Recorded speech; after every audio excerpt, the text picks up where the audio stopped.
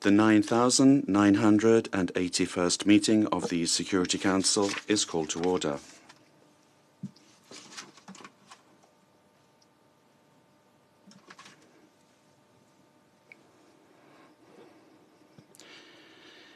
The provisional agenda for this meeting is Women and Peace and Security, Conflict-Related Sexual Violence. The agenda is adopted. In accordance with Rule 37 of the Council's Provisional Rules of Procedure, I invite the representatives of Germany, Angola, Armenia, Australia, Austria, Belgium, Brazil, Burundi, Canada, Czech Republic, Chile, Colombia, Cyprus, Croatia, Egypt, El Salvador, the United Arab Emirates, Spain, Estonia, Philippines, Guatemala, India, Indonesia, Ireland, Israel, Italy, Japan, Kazakhstan, Kyrgyzstan, Kuwait, Latvia, Lebanon, Liechtenstein, Lithuania, Luxembourg, Malaysia, Malta, Morocco, Mexico, Myanmar, Norway, the Kingdom of the Netherlands, Poland, Portugal, South Africa, Sudan, Switzerland, Thailand, Ukraine, Uruguay, Vietnam, and Yemen to participate in this meeting. It is so decided. In accordance with Rule 39 of the Council's Provisional Rules of Procedure, I invite the following briefers to participate in this meeting. Ms. Pramila Patten, Special Representative of the Secretary-General on Sexual Violence in Conflict, and Ms. Ikhlass Ahmed, Founder and Coordinator, Darfur Advocacy Group. It is so decided.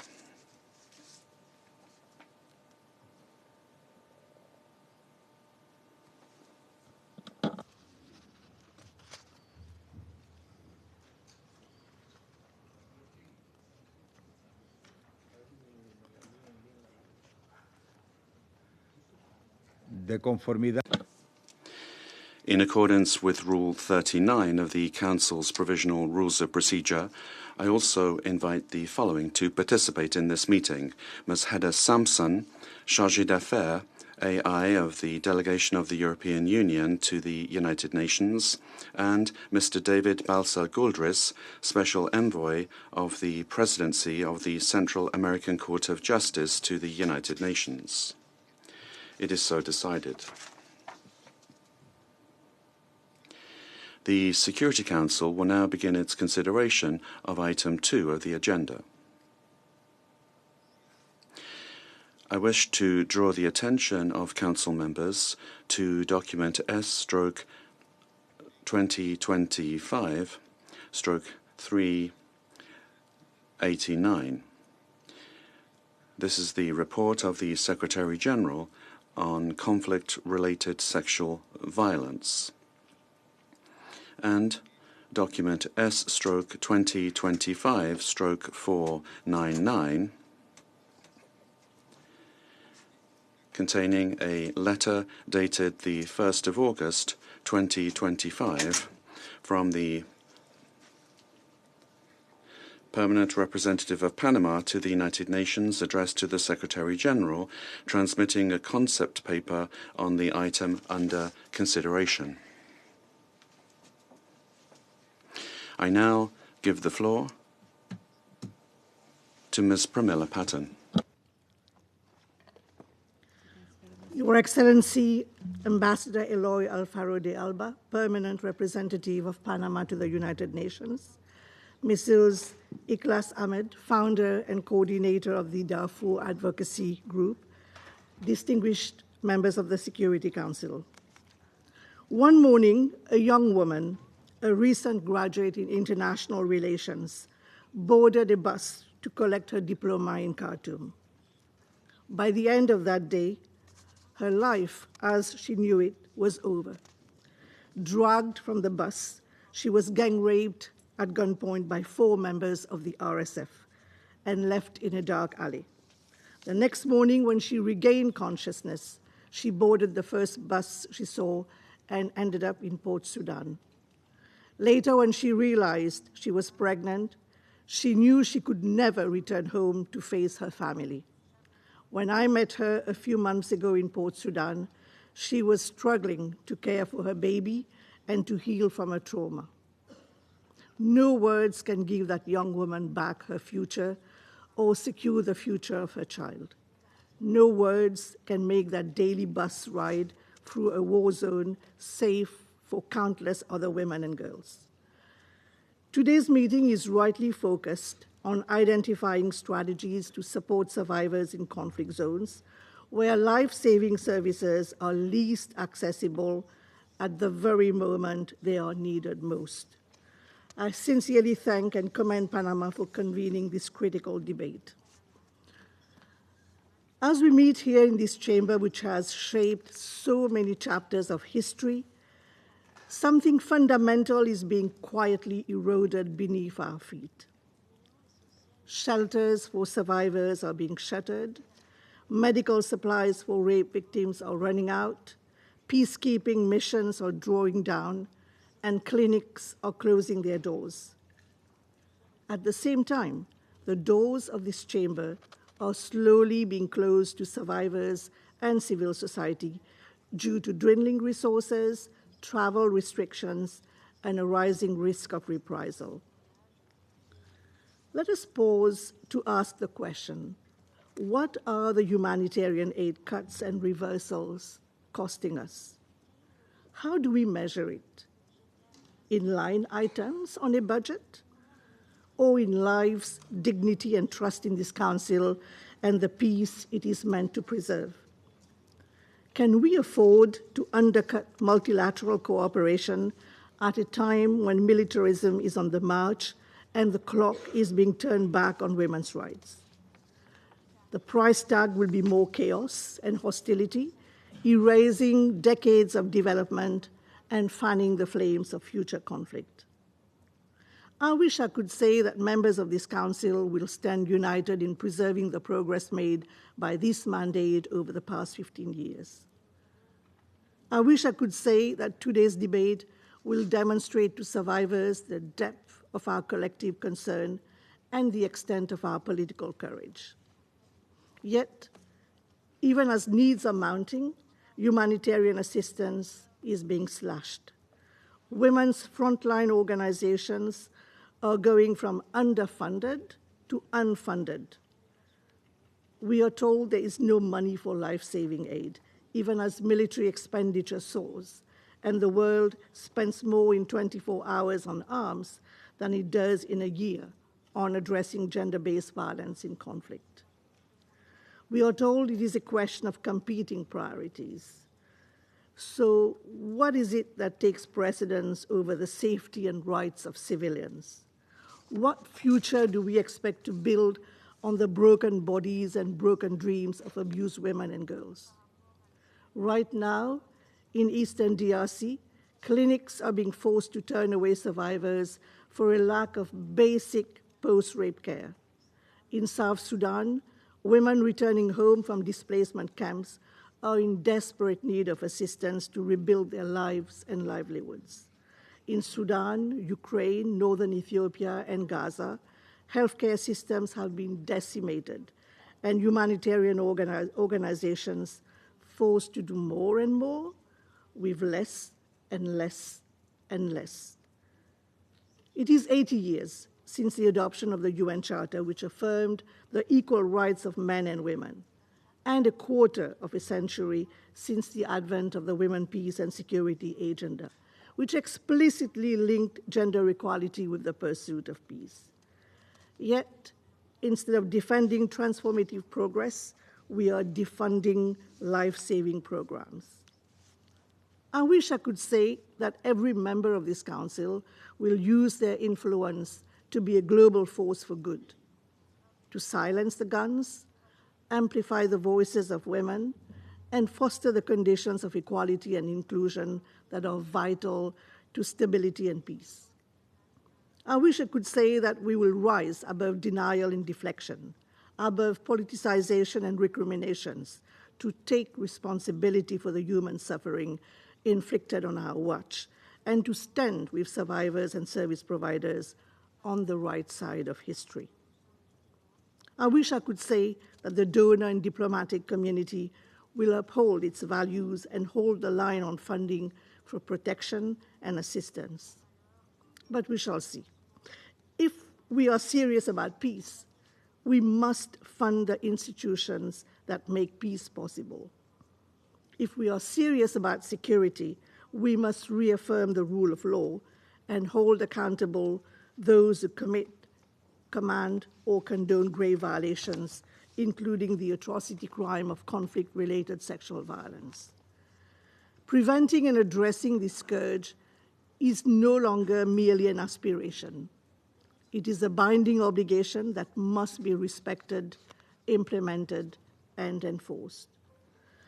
Excellencies, there are many unseen faces behind the facts and figures presented in the report before us today. Each of them holds a mirror up to our own moral responsibility. Picture the young Congolese woman who was gang raped by members of a Mai Mai militia in retaliation for speaking out against sexual violence, then forced to flee her home under the threat of death, even as her assailant walked free. Think of the survivor of sexual violence in detention in Myanmar, who described her struggle to take care of a younger detainee who was overwhelmed by shame and trauma after being sexually abused.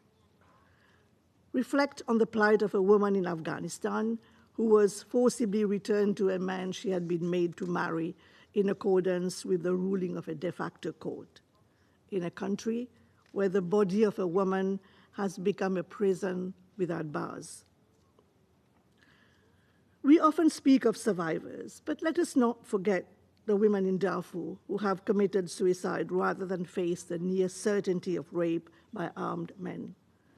Let us not forget that the threat, terror, and torment of wartime sexual violence is something that many do not survive. We have documented cases of family members being murdered for defending their loved ones, such as the Sudanese man killed by the RSF for resisting their attempt to rape his niece. We have documented cases of women being killed after rape with a level of cruelty beyond comprehension. For this and other reasons, primarily the lack of access to services and safe reporting channels, the annual report can never paint a complete picture. The data we are able to present remains a chronic undercount, reflecting cases verified by the United Nations rather than the scale and magnitude of actual incidents. In the course of 2024, more than 4,600 cases of conflict-related sexual violence, including as a tactic of war, torture, terror, and political repression, were documented, marking a staggering 25% increase from 2023, which was itself a 50% increase from the previous year. The increase in cases reflects the widening scope of warfare globally.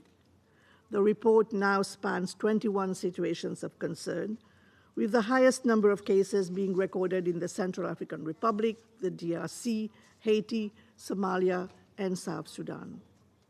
Every year, we note the disproportionate impact on women and girls, who consistently account for over 90% of verified cases, 92% this year. The report records violations against victims ranging in age from just 1 to 75 years, as well as against persons with diverse sexual orientation and gender identities, racial and ethnic minorities, and persons with disabilities.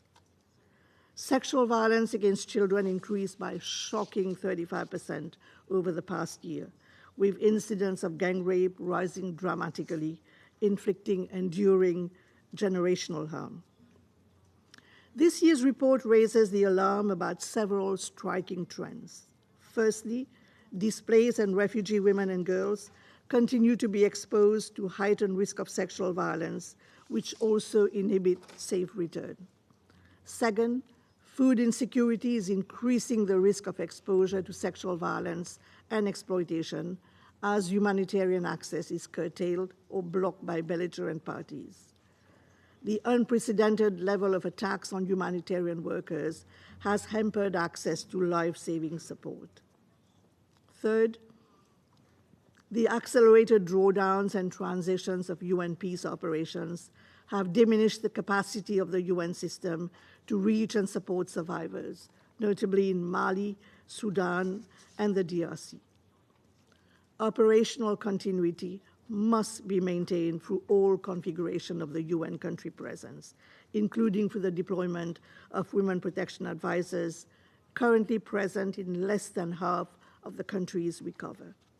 Fourth, non-state armed groups, including UN-designated terrorist groups, continue to use sexual violence to consolidate their control over territory and lucrative natural resources, and to incentivize the recruitment of fighters. This tactic strengthens violent extremist groups, criminal networks, and spoilers to the peace, including through abduction and trafficking as part of a political economy that turns pain into profit. Fifth, the proliferation of small arms and light weapons continues to fuel conflict-related sexual violence. UN data indicates that firearms are used in 70 to 90% of recorded cases, despite the Arms Trade Treaty requiring state parties to halt the transfer of weapons to actors implicated in gender-based violence. In Haiti, where the rule of the gang and the rule of the gun have replaced the rule of law, rape and gang rape are rampant. Finally, patterns of conflict-related sexual violence persist in both formal and informal detention settings, including against prisoners of war as a method of torture to humiliate and intimidate in order to extract information. This has been documented in Myanmar, the occupied Palestinian territory, Syria, Yemen, and Ukraine, as well as against men, boys, and migrants in Libya. This year's report lists 63 parties credibly suspected of committing or being responsible for patterns of sexual violence in situations of conflict on the Security Council's agenda, with new listings in the DRC, Libya, and the occupied Palestinian territory. Against this backdrop, my mandate pursues three main lines of response, namely fostering compliance by parties, enhancing service delivery, and strengthening safeguards against impunity. In terms of compliance, my mandate has repeatedly called for greater coherence between the list of parties in the annex to the annual report and the designation of individuals and entities by sanctions regime for targeted and graduated measures. The report and list are tools for engagement to leverage compliance, protection, and behavioral change, and to ensure that policies of zero tolerance are not met with zero consequences. Conflict-related sexual violence is explicitly reflected in the designation criteria of 9 sanction regimes, resulting in some 30 listings, which sends a powerful political signal. This mandate has effectively leveraged the credible threat of sanctions and accountability measures to secure the release of women and girls abducted and held in military bases or by armed groups in South Sudan, the DRC, and elsewhere. As part of its operational methodology, my mandate has signed more than a dozen joint communiques and frameworks of cooperation with parties to armed conflict, most recently with the government of Sudan, to enhance the security sector reform, protection, and assistance. Excellencies, survivor-centered multi-sectoral services are not a soft issue, but rather the ultimate expression of political will. The Interagency Coordination Network, UN Action Against Sexual Violence in Conflict, which I chair, has been truly transformative in bringing these issues into focus through advocacy, knowledge building, and joint catalytic operations in the field.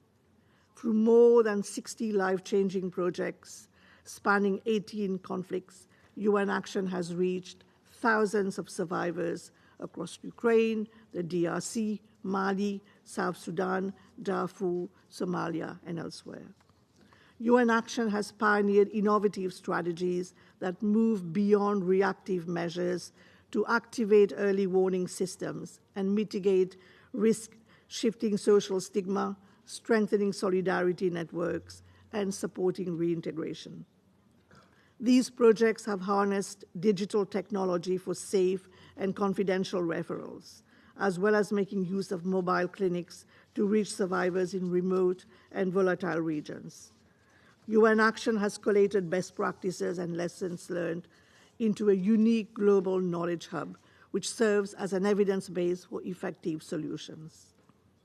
In terms of accountability, including as a form of deterrence, my team of experts on the rule of law has supported legislative reform, trained law enforcement officials in trauma-informed investigation and prosecution, and ensured that conflict-related sexual violence is addressed in transitional justice processes. Signs of hope are evident in Colombia, where former commanders have been indicted for war crimes, including sexual violence, and in the DRC, where I recently supported the launch of a strategy to implement the law on reparations for survivors of sexual violence. Yet the pace of justice is often painfully slow. The brave Maya Achi women of Guatemala fought for 4 decades to have their day in court. In May of this year, a verdict was finally handed down for sexual violence against indigenous communities as a crime against humanity committed during the civil war of the 1980s. In Bosnia and Herzegovina, an estimated 20 to 50,000 civilians were victims of wartime sexual violence. Yet, 30 years on, just 1,000 have been officially registered as eligible to receive redress. As the report notes, research published in 2024 found that 86% of survivors of sexual violence in Kosovo continued to suffer the post-traumatic stress 25 years after the end of the conflict.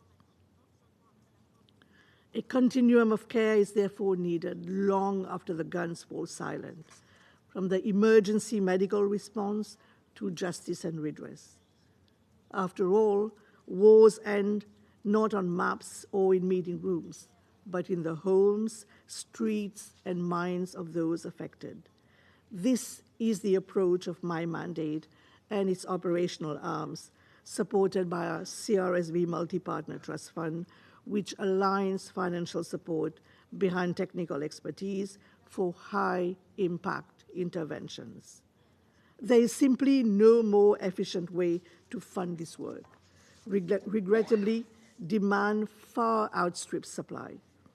At this moment of backlash, any failure to sustain investment, any backtracking on established norms, or any unraveling of the existing architecture would not only betray the survivors, but further embolden the perpetrators. Excellencies, the paradigm shift and bold arc of progress this Council set in motion through the establishment of my mandate marked a historic point in the global recognition of the gravity of wartime rape. Having long been underreported, under-resourced, and overlooked, wartime sexual violence is now increasingly addressed in security policy, including mediation processes, peacekeeping mandates, sanctions citations, and transitional justice, ensuring more comprehensive solutions. Once lost to history, these crimes are now publicly recorded for posterity. it has been made clear that sexual violence is preventable, not inevitable, a crime of war, not merely a byproduct or form of collateral damage like a stray bullet or bomb that misses its target. It is now clear that victims of sexual violence are not simply caught in the crossfire. Their identities, bodies, health, and political agency are actively targeted. How we meet this moment of multi-crisis is the true test of our resolve. While political dynamics and funding decisions may vary, the laws, rights, needs, and mandate remain. And we must remain steadfast to save succeeding generations from this scourge. Excellencies, Yazidi sexual violence survivor, now Nobel laureate Nadia Murad wrote, "I want to be the last girl with a story like mine." How many more last girls must be torn from their families, trafficked into sexual slavery, and scarred by senseless brutality of war before we take decisive action? How many last girls must address this council before their calls to action are heard and heeded, and we end once and for all the ancient trilogy of wartime terror: looting, pillage, and rape? Today, we have robust normative frameworks. We have the right institutional architecture, and we have enhanced our operational reach and impact. More than ever before, we know what works and should be taken to scale. We have the solemn promise of this Council expressed in no less than 6 specific resolutions. We now need the political resolve and resources to make them real for every last girl, for every woman who boards a bus to what should be a brighter future, for every woman who risks her life to raise her voice and speak truth to power, wielded at the point of a gun. Over the next 15 years, our success will be measured by how effectively we close prevention, assistance, and accountability gaps. To the survivors and frontline responders who keep showing up, even unpaid and unprotected, I want to say to you directly, we see your courage, we hear your voices, and we will fortify your efforts. Even after the horrors and heartache I have witnessed during 8 years in this mandate, I remain hopeful. Survivors and activists remain resilient and continue to have faith in this organization, in the mission of this council, and in the rules-based international order. We hope you will prove us right. Thank you. Agradezco. I thank Ms. Patten for her briefing. I now give the floor to Ms. Ikhlass Ahmed.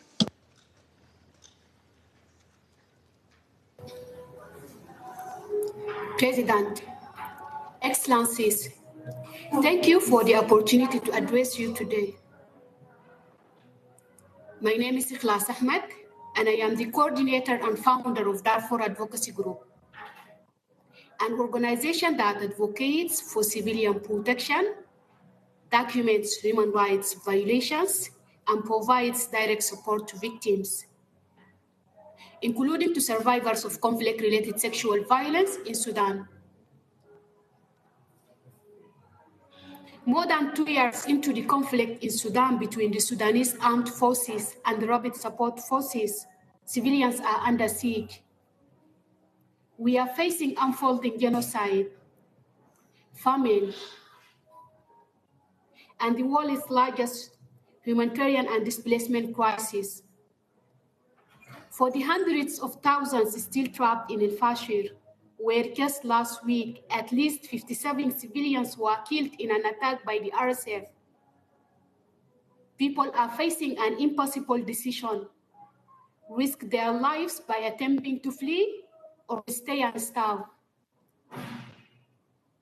CRSV, including rape, sexual slavery, kidnapping, and enforced disappearance of women, has become a hallmark of the war in Sudan.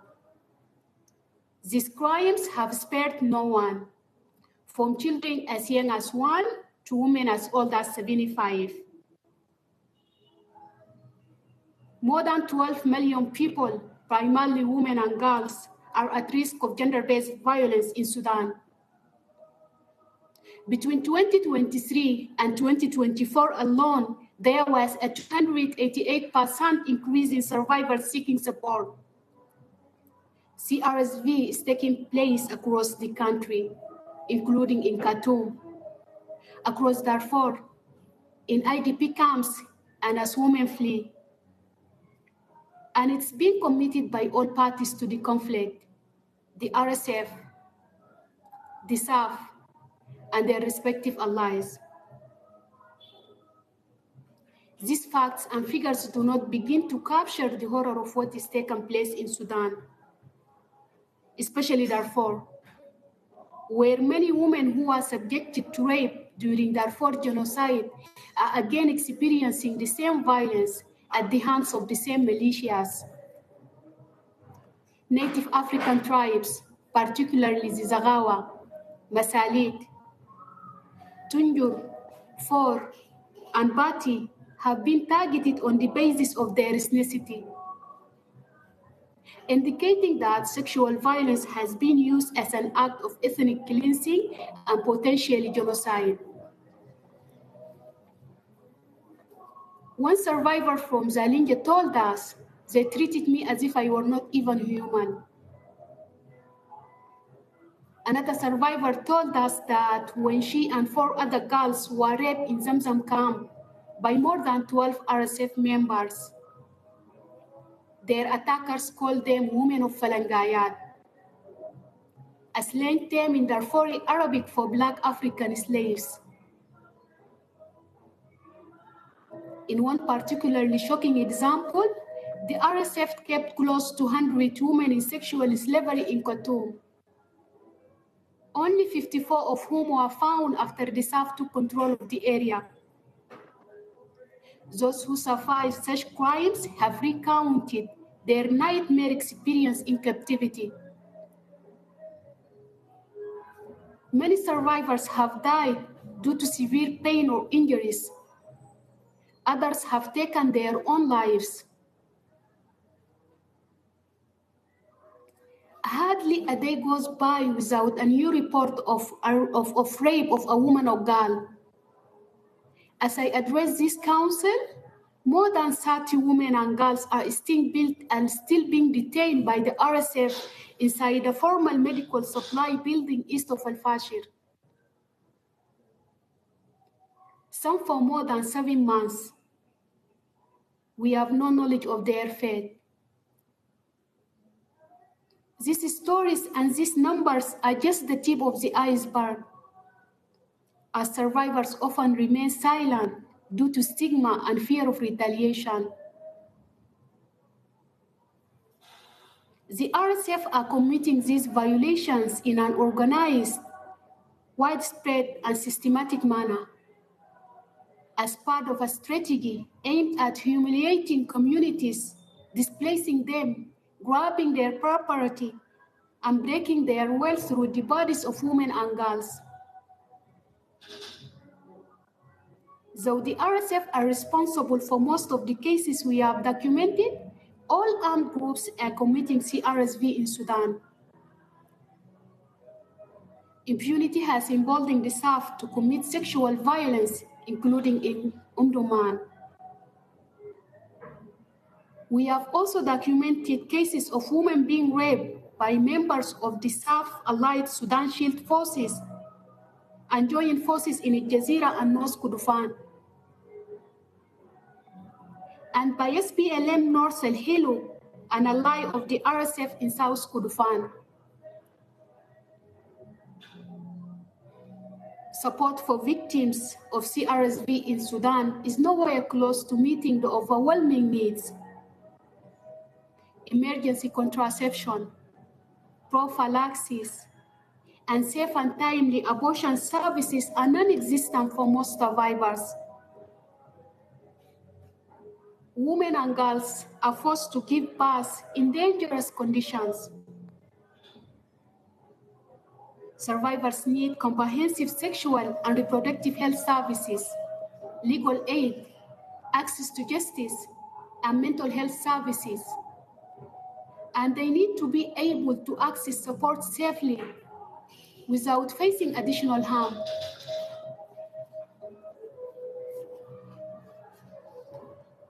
Women-led groups, emergency response rooms, and local volunteers who are so critical given the urgent needs of survivors are also being targeted. Since the start of the war, there have been at least 174 separate attacks on health providers and facilities, including clinics providing reproductive health care and emergency response to survivors. Warring parties have also deliberately obstructed humanitarian access, including by looting supplies and restricting freedom of movement. Community-led mutual aid groups are also at risk. In April, the RSF burned down a women-led community kitchen in Zamzam camp, deliberately killing volunteers Hassanat Musa, who was pregnant, and Nana Bahar Idris. Excellencies, I want to make an important point. Right now, without the UN, without any mechanism for civilians' protection, we, frontline workers and local volunteers, are the only actors on the ground. This makes what we do is essential for saving lives. We can get food, medicine, and supplies to those who need it quickly and through trusted channels. We can connect survivors of CRSV to the support they must need it. But we are at a breaking point. We are working under extremely dangerous conditions without any resources. We desperately need funding to continue the work that is keeping our communities alive. Without your support, we will fail. We cannot afford to fail. Excellencies, the people of Darfur have been without any form of protection since 2020, when this council made the premature decision to withdraw UNAMID. Today, international law is being violated by all parties, and almost unimpeded supply of weapons is flowing into the country. There is no sustained humanitarian access, no systematic monitoring of violations, and no protection for civilians.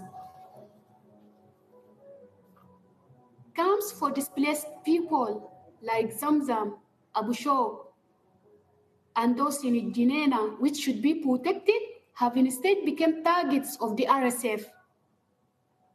Without urgent intervention, more than 70 sites across Darfur risk the same fate, leaving millions of displaced people trapped, starving, and vulnerable. Excellencies, impunity allows the cycle of violence in Sudan to continue. Only one individual has been brought to trial since the ICC issued arrest warrants 16 years ago against former President Umar al-Bashir and his accomplices. This sends a dangerous message that perpetrators of sexual violence can walk free. We need this council to send a different message, that all eyes are on Sudan, and that you will not allow another genocide to take place under your watch. Isaiah 4 called on the Security Council to do the following: prevent genocide in Darfur, demand that all parties fully comply with Resolution 2736, including by seeking an immediate cessation of hostilities. The RSF must stop its siege of Al-Fashir and cease hostilities in South Kordofan and Darfur. In the absence of an immediate ceasefire, civilians must be protected. Urgently consider all options to do so, including by deploying a peacekeeping mission in Darfur. Ensure unhindered humanitarian access. Demand an immediate end to CRSV by all parties and hold all perpetrators accountable. Condemn all targeting of women human rights defenders and frontline workers and provide them with your full political and financial support.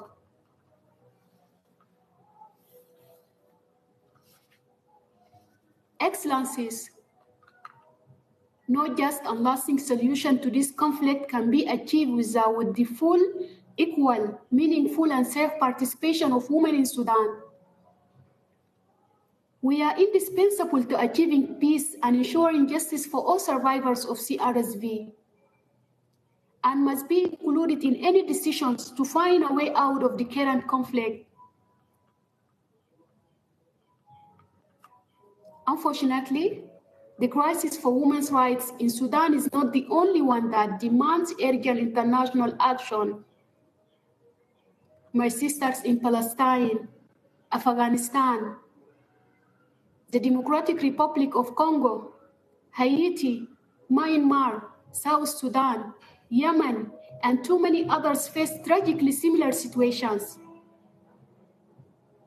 Perpetrators violate women's rights because they think they can get away with it. At an alarming moment for women in conflict zones around the globe, against rising militarization and a backlash against our rights, we need you to stand with us, end wars, and give peace a chance. Thank you. Agradezco. I thank Madam Ahmed for the information provided. I will now give the floor to those council members who wish to make statements. I give the floor to the delegation of Greece. Thank you, Mr. President. At the outset, let me begin by commending Panama for convening this important open debate. I would also like to thank the Special Representative of the Secretary General on Sexual Violence in Conflict, Ms. Pramila Patten, for her comprehensive yet sobering briefing. Greece is grateful for her work and the work of her office in delivering this very important mandate. Allow me also to thank Ms. Ahmed for her remarks. Mr. President, the Secretary General's latest annual report provides a stark reminder of the persistent and widespread use of sexual and gender-based violence in conflict. In the Central African Republic, the DRC, Sudan, Afghanistan, Haiti, Ukraine, Israel, and the occupied Palestinian territories, women and girls continue to endure rape, sexual slavery, forced prostitution, forced pregnancy, forced marriage, and other acts of comparable gravity. Greece firmly condemns all forms of conflict-related sexual violence and calls on all parties to conflict to immediately cease such crimes. We also urge all parties to conflict annexed in the report to adopt time-bound measures and action plans to prevent and address CRSV and to fully implement them. In this respect, we welcome the fact that certain state and non-state actors have indeed undertaken relevant commitments, and we encourage them to fulfill them. Mr. President, in view of the above, allow me to highlight 3 areas where collective action could make a difference responding to CRSV. First, we must ensure all parties to conflict adhere to international humanitarian law by allowing unhindered humanitarian access so that multi-sectoral assistance can reach survivors of CRSV. Access to life-saving services should be inclusive, survivor-centered, and grounded in international human rights law, developed in close cooperation with relevant UN mechanisms and civil society organizations active on the ground. To this end, the safety and security of humanitarian and UN personnel is indispensable, as is the protection of civilian infrastructure that enables the provision of healthcare, education, and psychosocial support to survivors of CRSV. Second, we need to empower survivors and heal the physical, psychological, and intergenerational trauma they have suffered.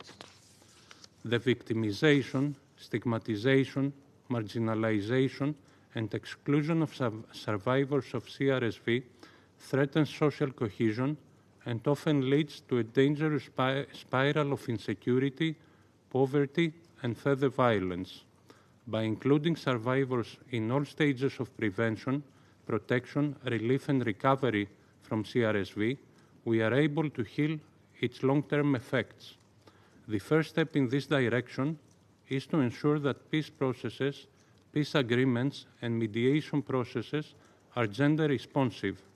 However, the real step towards empowerment is to engage survivors of CRSV in these processes and enable their full, equal, meaningful, and safe participation.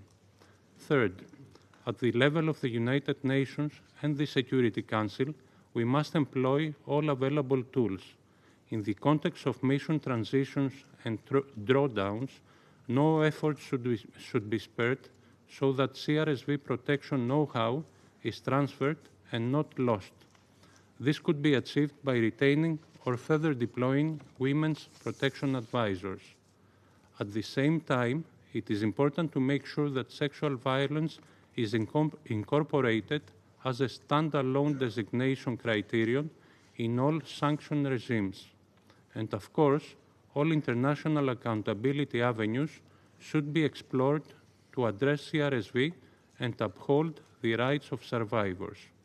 In conclusion, Mr. President, I wish to reaffirm Greece's unwavering support for the mandate of SRSG Patten.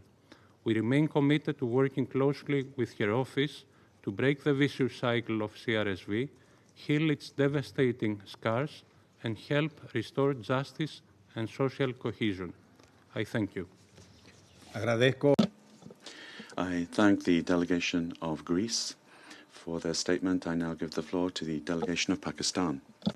Thank you, Mr. President.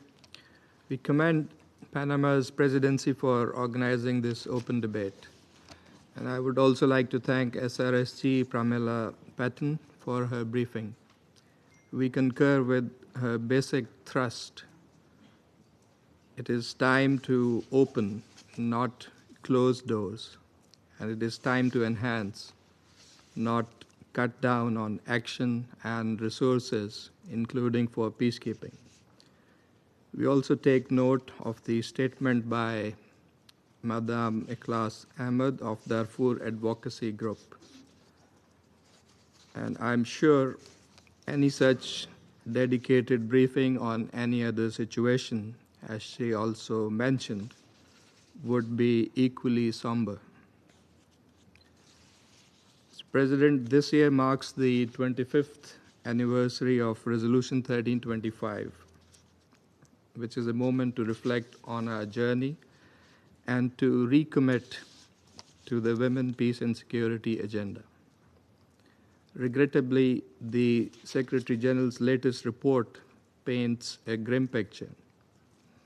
Alarming trends in the shape of escalating conflicts, record displacement, rising militarization, all of which expose civilian populations, particularly women and girls, to widespread conflict-related sexual violence. Sexual violence is being used as a weapon of war, torture, terrorism, political repression, and as a tool to consolidate illegal occupation of territories, as well as exploitation of natural resources. It must be condemned with one voice and resolutely addressed. The perpetrators must face justice, because impunity only emboldens abuse. The problem is most acute in situations of foreign occupation, where the full scale of the systematic repression and abuse is often masked by lack of transparency, access, and reporting, and where immunity laws shield occupying forces from accountability. These cases must not escape international scrutiny. They demand urgent action from the Council and the SRSG's office. Mr. President, a glaring example is in the occupied Palestinian territories, where thousands face violence, forced displacement, and starvation at the hand of the occupying power. Despite the limited access granted to UN monitors, the SG's report has documented incidents of rape, sexual violence, prolonged forced nudity, and repeated strip searches inflicted in degrading ways. This Council cannot turn away from such systematic abuse. Accountability is imperative. It is not understandable why this appalling situation did not find its place in the SG's reports in all those previous years. And while the SG's report conveys the severity and brutality of several situations of conflict-related sexual violence, by its own admission, and I quote, "It does not purport to reflect the global scale and prevalence of these crimes," unquote. Crimes which also exist in other situations elsewhere around the world. Similar patterns are seen in the Indian illegally occupied Jammu and Kashmir, where sexual violence has long been deployed to punish and humiliate communities. There is documented evidence of Indian occupation forces using rape as a means of targeting women who demand self-determination or support and sympathize with those struggling for that inalienable right, a right that has been guaranteed to them by this Council in its multiple resolutions on Jammu and Kashmir.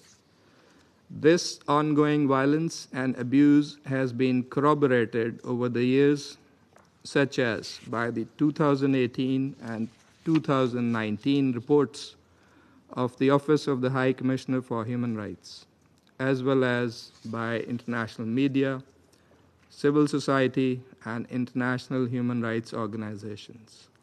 And according to one recent report, close to 10,000 women and girls have gone missing in the Indian-occupied Kashmir between 2019 and 2021 alone. We therefore call on the SRSG to also pay attention to this situation. Mr. President, Pakistan calls for a comprehensive response. First, enhancing meaningful participation of women throughout the peace continuum, not least because of their critical role in understanding the needs and vulnerabilities of women and girls in conflict and post-conflict situations. Second, adopting a survivor-centered approach that empowers them and restores their dignity and rights. Third, paying special attention to situations of foreign occupation that often witness the worst forms of sexual violence that go unreported or are most difficult to monitor, record, and prosecute. Fourth, ensuring accountability and ending impunity. And finally, tackle the root causes by addressing unresolved disputes that perpetuate cycles of violence and human suffering. Mr. President, Pakistan has been a steadfast supporter of global efforts to shield and protect the most vulnerable from the effects of armed conflict. Our professional peacekeepers, including our women blue helmets, continue to set high standards, standing at the front lines, protecting civilians and upholding UN values in some of the most dangerous and complex conflict situations around the world. Sexual violence is among the gravest crimes against human dignity.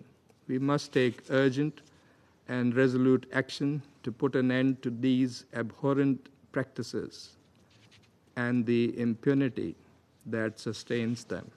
I thank you. Agradezco. I thank the delegation of Pakistan for their statement. I now give the floor to the delegation of Somalia. Mr. President, I thank you for convening this important and timely briefing. We also take note of SRSG Patten's briefing and thank Ms. Ikhlass Ahmed, founder and coordinator of the Darfur Advocacy Group, for sharing her sobering perspective on the situation of women and girls in Sudan, in particularly Al-Fashir. Our delegation welcomes the continued commitment of the United Nations in addressing conflict-related sexual violence, an issue that continues to devastate lives across the world. Sexual violence is still used as a weapon of war, tearing at the fabric of communities and undermining the foundation for lasting peace and development. The majority of the listed parties engaging in conflict-related sexual violence are non-state actors, many of which operate in Africa, a continent already facing resource constraints and overlapping crises. Chronic underfunding and limited deployment of women's protection advisors continue to undermine the effectiveness and the collective response. In light of these realities, my delegation would like to highlight the following 4 points. First, we call for predictable and sustainable funding for initiatives that address conflict-related sexual violence, including women's protection advisors and survivor-centered services. Mandates on paper are inadequate without resources on the ground. It's imperative for the Council and Member States to ensure, for example, the integration of women's protection advisors into the core budget of peace operations, with particular focus on transitions and drawdowns. Second, our delegation stresses the importance of supporting African and national initiatives. In 2024, the African Union adopted the first continent-wide treaty, namely the AU Convention on Ending the Violence Against Women and Girls. This convention commits member states to prevent, criminalize, and respond to all forms of such violence, especially in conflicts, while centering survivors' rights. Additionally, the African Solidarity Initiative puts our continent's commitment to post-conflict recovery into action by mobilizing local expertise and resources to support peace building, assist survivors of conflict-related sexual violence, and strengthen national prevention efforts. These mark a major step forward for African leadership and shared responsibility. It's essential to invest in these African frameworks and for international partners to align with African-led strategies, ensuring a unified and effective response to conflict-related sexual violence. Third, my delegation urges the strengthening of accountability mechanisms. Impunity remains a root cause of recurrent violence. We call for robust support for national and international investigations and prosecutions, and for the Council to guarantee that sanctions and delistings are linked to real and verifiable progress. Fourth, and finally, we must confront a fundamental truth. True protection for women and girls cannot exist while conflicts continue. The root causes of conflict, like poverty and inequality, create conditions in which sexual violence thrives. Investing in full and meaningful participation of women in peace building inclusive development, and the prevention of new conflicts can create an environment of peace and sustainable development where all women are safe from violence, fear, and despair. To conclude, Mr. President, Africa is forging its own path through the aforementioned initiatives and countless local efforts. But ending conflict-related sexual violence is not a challenge for any nation or any organization can tackle on its own. My delegation remains committed to working together to translate wars into meaningful action and deliver prosperity, justice, and dignity to all survivors. I thank you, Mr. President. Agradezco. I thank the delegation of Somalia for their statement, and I now give the floor to the delegation of Sierra Leone. Thank you, Mr. President. I thank the Presidency of Panama for convening this timely and important open debate. We also express our appreciation to SRSG Pramila Patten for her comprehensive and sobering briefing, and Ms. Ikhlass Ahmed for her compelling contribution. We take note of the important recommendations towards developing comprehensive and coordinated responses to address sexual violence in conflict situations. We commend the many survivors, women and men, and children whose testimonies continue to inform the work of this Council and galvanize global action.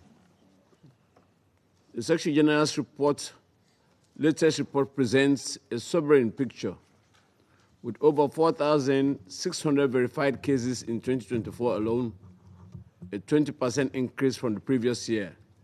It is evident that conflict-related sexual violence remains a deliberate and widespread tactic used by both state and non-state actors to inflict terror, displace communities, and undermine peace. Women and girls remain disproportionately affected, comprising over 90% of the documented cases. Sierra Leone's own history during the Civil War that ended decades ago continues to inform our domestic policies and international advocacy. We recall the grave violations suffered by our women and girls, rape, sexual slavery, and forced marriage carried out with impunity until justice was delivered through the Special Court for Sierra Leone. That course work set a historic precedent by securing landmark convictions for sexual violence, including the recognition of forced marriage as a crime against humanity, and contributed significantly to the development of international jurisprudence in this area. This legacy guides our continued call for accountability and survivor-centered justice.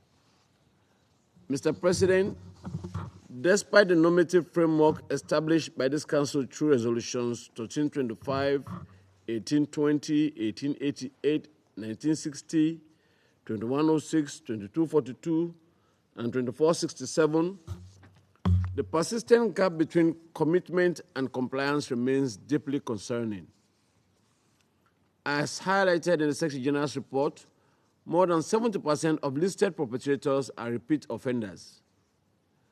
Weak legal systems, inadequate political will, humanitarian access constraints, and under-resourced protection programs continue to undermine efforts to prevent and respond to conflict-related sexual violence. Of particular concern is the rising incidence of such violence in displacement settings, including in the Democratic Republic of Congo, Sudan, and across the Sahel. Armed groups exploit power vacuums and weak governance structures to target civilians with impunity. The withdrawal of UN peace operations without adequate transition planning or reallocation of resources further compounds these risks. Health infrastructure is increasingly targeted in conflict, and humanitarian personnel face stress that constrain access to affected populations and the provision of essential services. Noting the discussions in the Council's thematic briefing convened by Sierra Leone last August 2024 on sustaining women, peace, and security commitments in the context of accelerated drawdown of peace operations, it is imperative that the drawdown and transition of UN peace operations are accompanied by robust protection strategies, including the continued deployment of women protection advisors and the integration of conflict-related sexual violence mandates into residual missions or UN country teams. The presence of these advisors enhances early warning, prevention, and accountability mechanisms and must be supported through regular budget allocations rather than ad hoc contributions. Equally important is the need to invest in holistic multisectoral responses for survivors, healthcare, psychosocial support, legal assistance, and economic empowerment. Services must be trauma-informed, survivor-centered, and accessible, particularly in remote and conflict-affected areas. In Sierra Leone, for example, community-based initiatives such as Rainbow Centers have proven critical in offering integrated support to survivors and serve as models for scalable, locally owned interventions. At the national level and outside of the conflict context, Sierra Leone remains committed to advancing the protection of women and girls from all forms of violence. We have enacted laws prohibiting child marriage and gender-based violence, strengthening institutional mechanisms for redress, and are currently reviewing our National Action Plan on Women, Peace and Security to enhance its inclusivity and effectiveness. However, like many developing countries, our efforts require sustained international support, technical assistance, and predictable financing. We acknowledge the indispensable role of civil society and women-led organizations in prevention, documentation, and service delivery, especially in areas where structures have weakened. We therefore emphasize the need to create enabling environment for their participation. We unequivocally condemn attacks against women human rights defenders, healthcare providers, and humanitarian personnel. These frontline actors must be protected, empowered, and fully included in all prevention and response strategies. We commend the work of the UN Action Against Sexual Violence in Conflict and the team of experts on the rule of law and sexual violence in conflict. Their support in strengthening national legal systems, advancing accountability, and ensuring coordinated UN action on the ground remains invaluable. We call for sustained political and financial support for the CRSV Multi-Partner Trust Fund to expand the reach and impact of this work.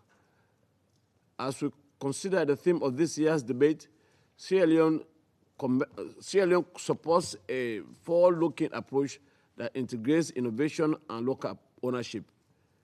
Emerging tools such as mobile clinics, digital platforms for psychosocial support, and survival-led early warning networks can complement traditional mechanisms.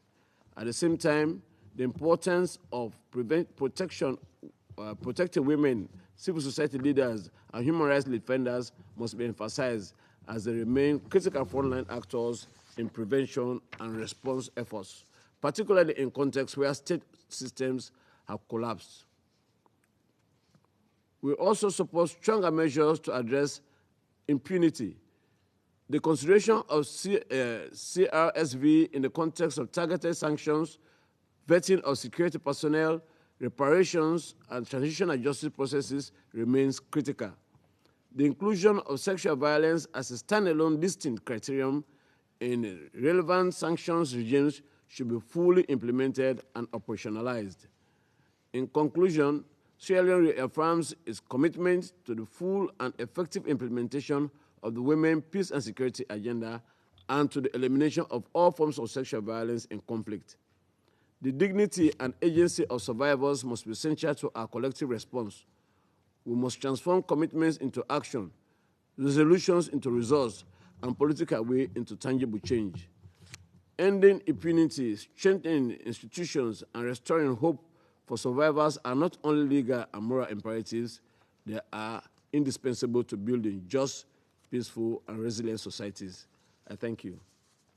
Agradezco a la I thank the delegation of Sierra Leone for their statement. I now give the floor to the delegation of the United States. Mr. President, and thanks to Special Representative Pramila Patten for your sobering presentation.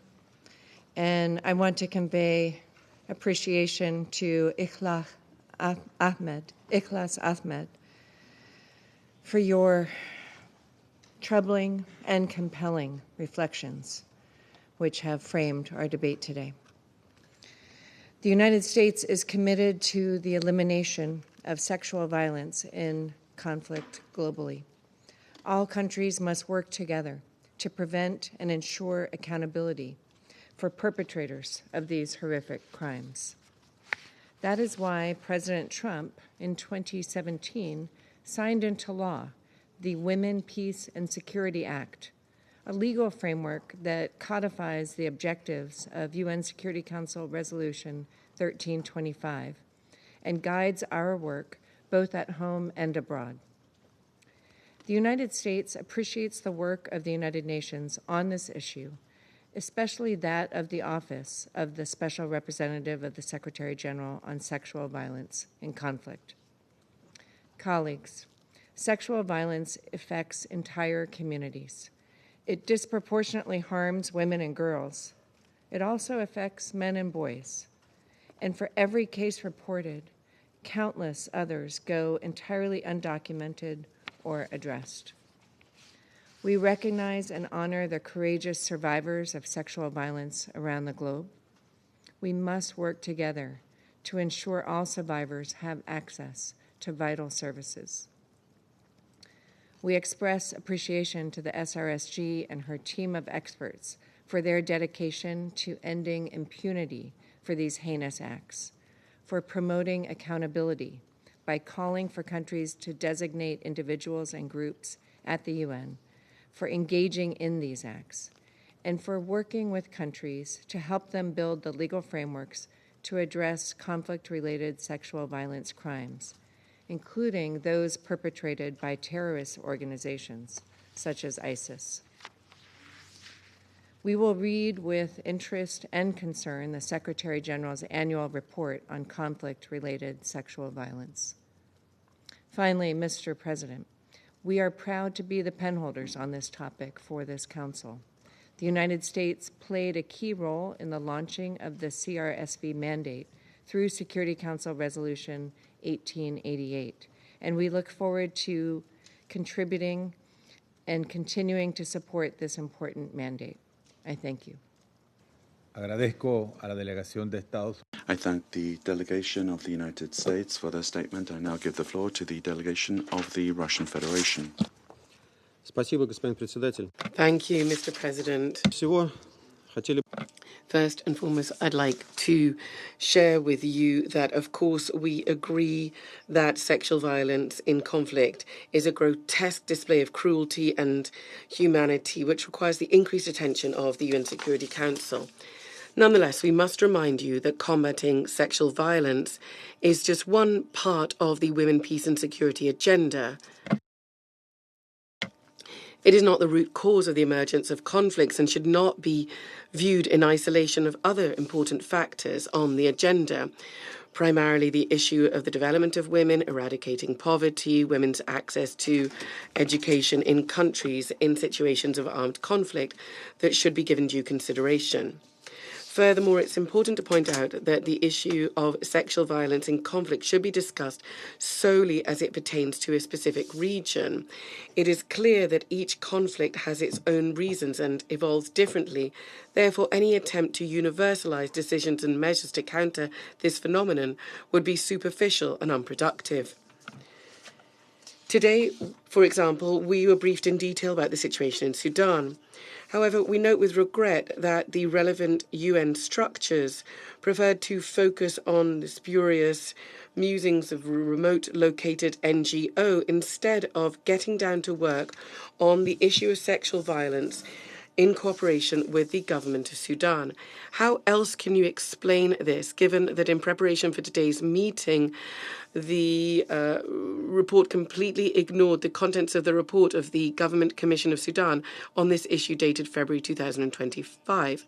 We believe that resolving the numerous humanitarian, human rights, and food security issues in Sudan is only possible by attaining lasting political settlement in the country. Taking into consideration the specific nature of the interaction between the parties in the conflict is very important, and to combat the country's problems with sexual violence. Any discussion on issues of women, peace and security should be based on implementing the key resolution 1325 with strict compliance of the mandate therein, regarding the issue of women in the context of the maintenance of peace and security, and in those situations that are included on the Council's agenda.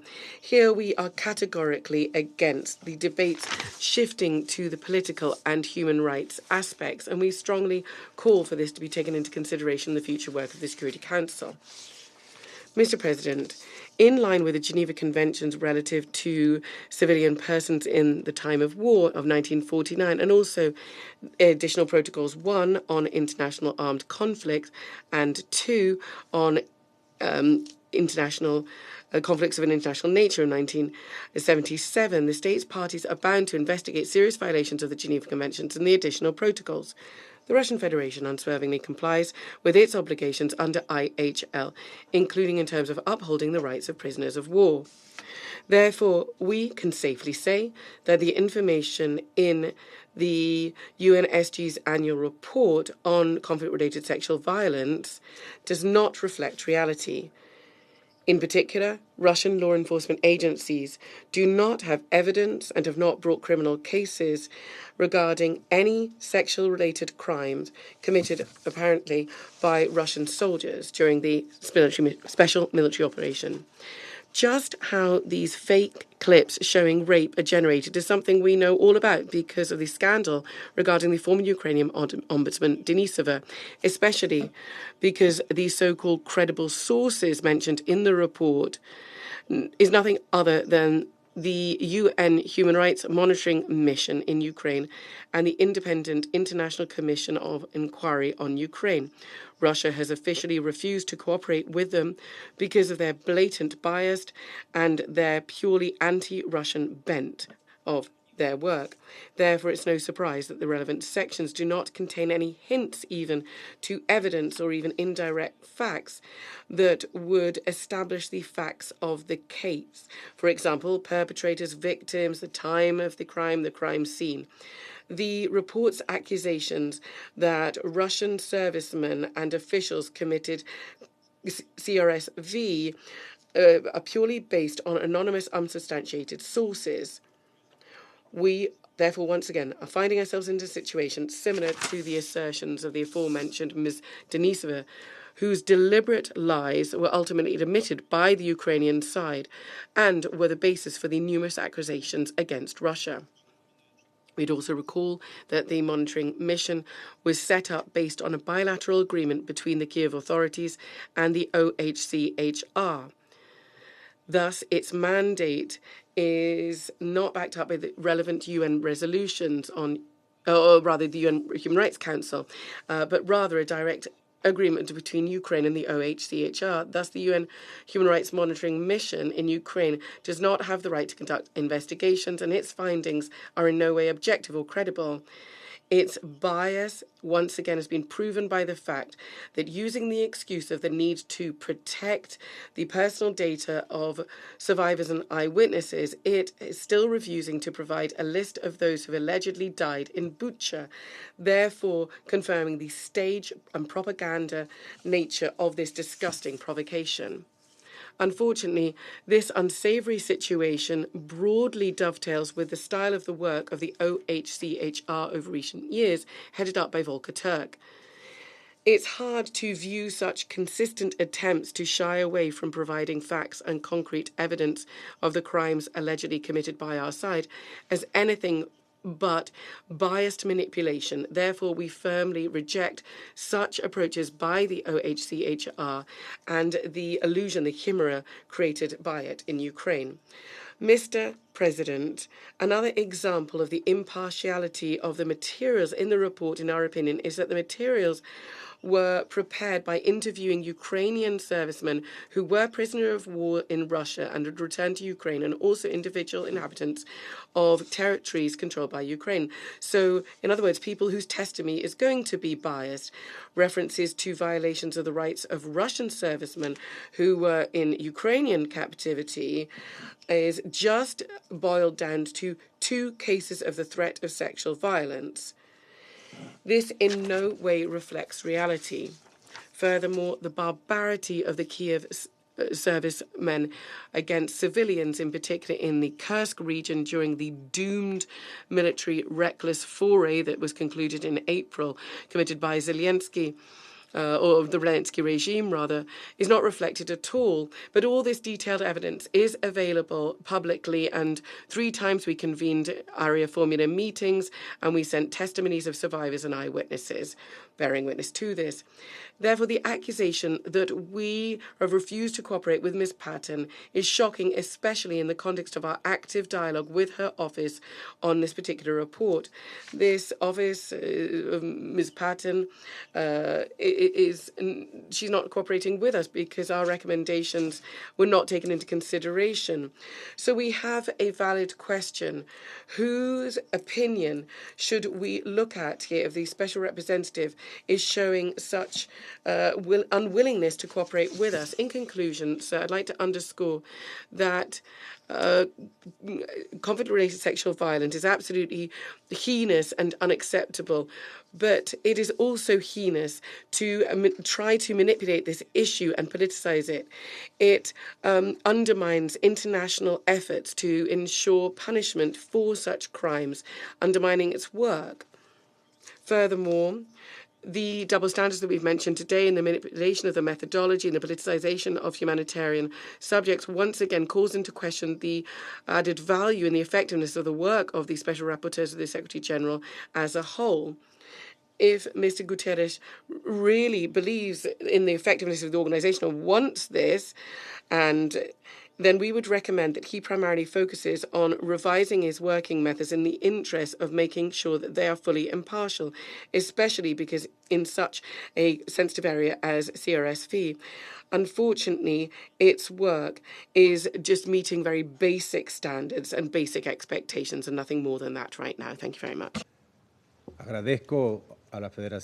I thank the Russian Federation for their statement. I now give the floor to the delegation of Denmark. Thank you, Mr. President. Denmark thanks Panama for hosting this year's open debate on conflict-related sexual violence. And let me also express our appreciation for the briefing and work of SRSG Patten and her office and reiterate our steadfast support for this mandate. I also would like to thank Ikhlass Ahmed, founder and coordinator of the Darfur Advocacy Group, for sharing her experience as a human rights defender. Mr. President, let me speak plainly. Sexual violence is routinely used as a tactic of war. Lives are torn apart, communities shattered by violence, and silence enforced at gunpoint. Conflict-related sexual violence is not collateral damage. It is strategy. It is systematic, and it is used more and more. We must do everything to reverse this trend, prevent further violations, restore dignity, deliver justice, and demand accountability.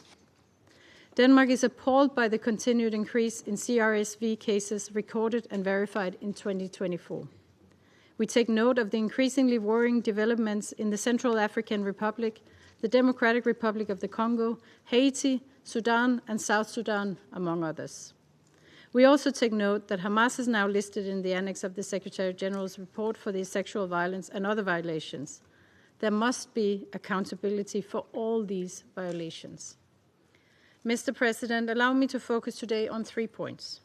First, as we meet today, systematic impunity persists while conflict-related sexual violence continues to claim lives and scar survivors. To deter future violations, affirm survivors' rights, and reinforce justice as a cornerstone of lasting peace, we must be steadfast in our commitment. This includes holding perpetrators accountable under international law. To this end, efforts must be strengthened for transitional justice mechanisms to prioritize the needs, rights, and aspirations of survivors. Denmark also firmly supports the use of targeted sanctions against those who perpetrate and direct sexual violence in conflict, in line with Resolution 2467. And we encourage increased information sharing about sexual violence between the Office of the SRSG and relevant sanctions committees and expert panels. We also call on all member states to engage constructively with the Office of the SRSG in the fight against CRSV. The Russian Federation and Israel, who are both mentioned in the appendix, should honor their commitment and grant the UN unimpeded access for monitoring purposes and cooperate with the SRSG and relevant UN entities. We are deeply alarmed by the independent reports of conflict-related sexual violence perpetrated in the Russian-controlled areas of Ukraine. We call on Russia to withdraw its forces, respect Ukraine's territorial integrity and sovereignty, and ensure accountability for the perpetrators of these heinous crimes. Mr. President, my second point. We remain deeply concerned about the lack of resources and limited access to sexual and reproductive health services, especially in humanitarian emergencies and conflict-affected contexts, as mentioned by our briefer today.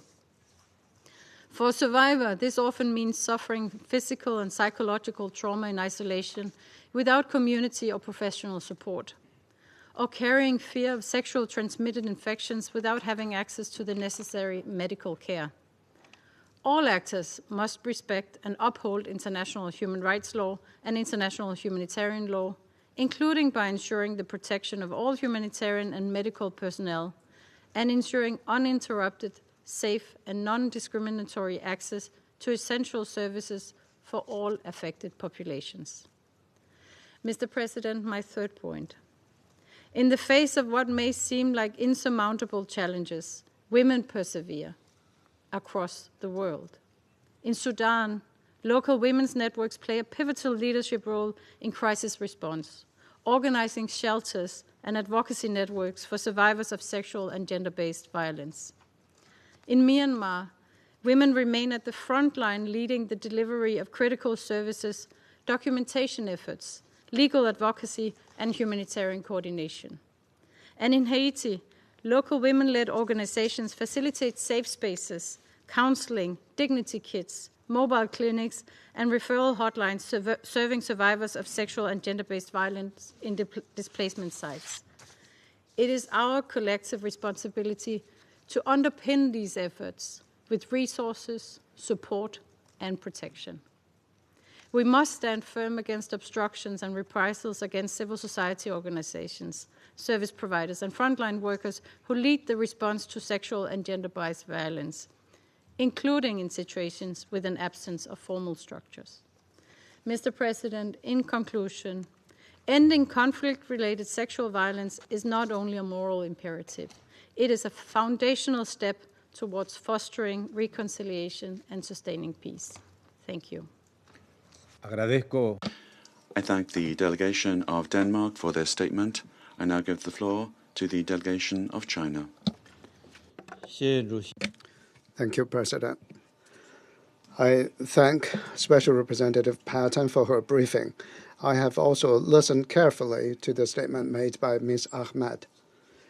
This year marks the 25th anniversary of the Council's adoption of Resolution 1325 on women, peace, and security. However, we note with concern that sexual violence continues to be used as a tactic of war and terrorism.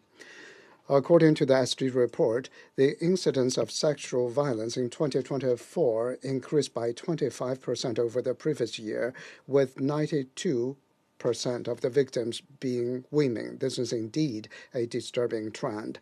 China strongly condemns and firmly opposes all sexual violence against women and girls and calls on the international community to step up its efforts in the following areas. First, it's important to enhance efforts to prevent and address conflicts.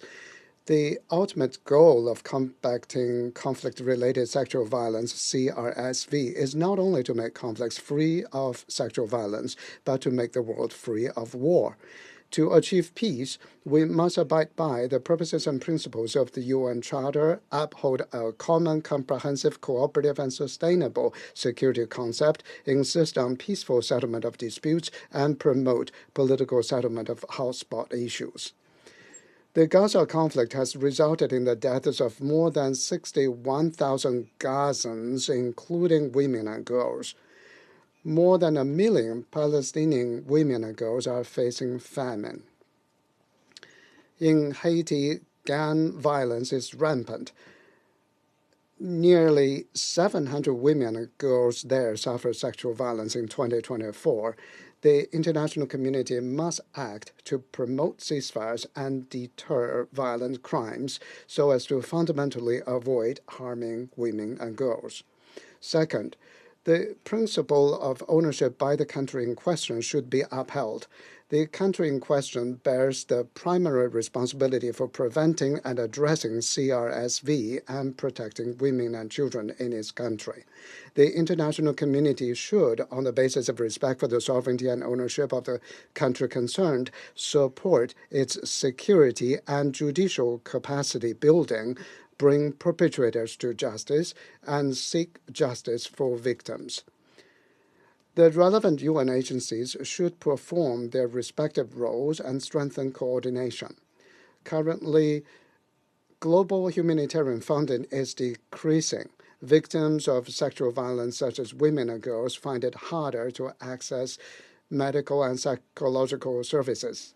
Traditional donors should step up their assistance to help victims of sexual violence heal their wounds and integrate into society. Third, it's important to support women's development and empowerment. CRSV often reflects deep-rooted conflicts such as gender inequality and underdevelopment.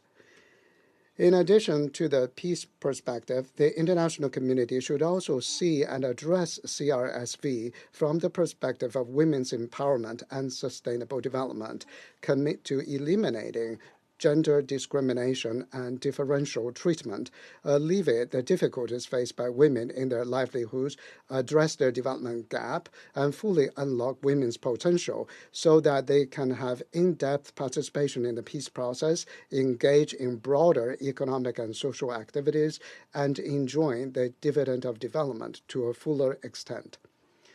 President, as the host country of the fourth World Conference on Women, China has always been actively advocating for and resolutely working on the global cause of women.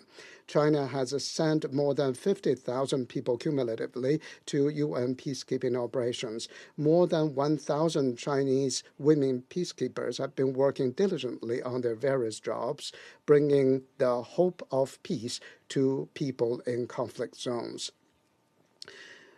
We hope to support developing countries in promoting women's livelihood and their advancement. We have helped implement maternal and infant health programs and happy school projects to develop female talents. We supported UN Women and other UN agencies in helping women in developing countries, especially in conflict zones, effectively address poverty and bridge the gender digital divide. China will host the World Conference on Women again this year to jointly discuss important strategies to advance the women's cause globally. We're ready to work with the international community to promote a world of lasting peace and universal security, and make our greater contributions to an early elimination of CRSV and to the advancement of the cause of women. Thank you, President. Agradezco a la delegación de China. I thank China for their statement. I now give the floor to the delegation of the United Kingdom. Thank you, President.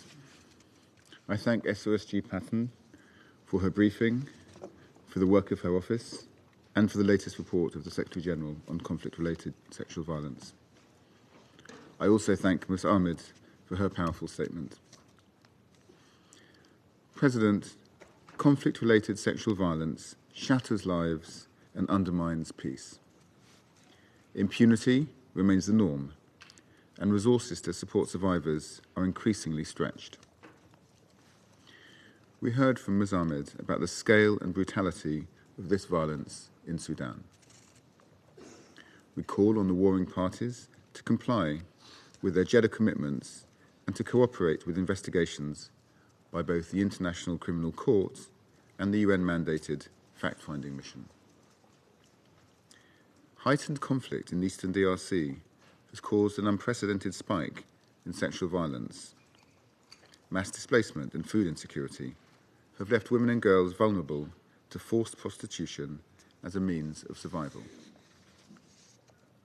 In Ukraine, there is mounting evidence of Russian-perpetrated sexual violence against both civilians and detainees.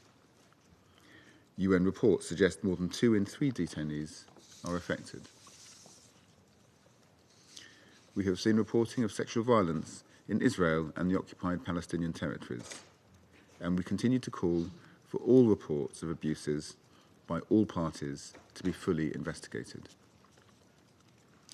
And we've heard harrowing reports of widespread, systematic and deliberate acts of sexual and reproductive violence in conflict-affected parts of Ethiopia. The United Kingdom remains committed to this agenda.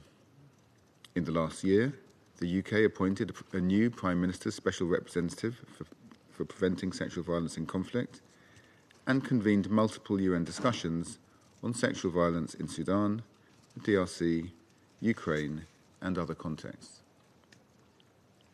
I will outline 3 priorities. First, we call for greater action to support survivors, ensuring their voices are at the heart of any response. The UK-founded International Alliance on Preventing Sexual Violence in Conflict drives survivor-centred international action. I commend Ukraine's chairpersonship of the Alliance this year. Second, we must work together to end impunity, ensuring that survivors can access justice without fear or shame.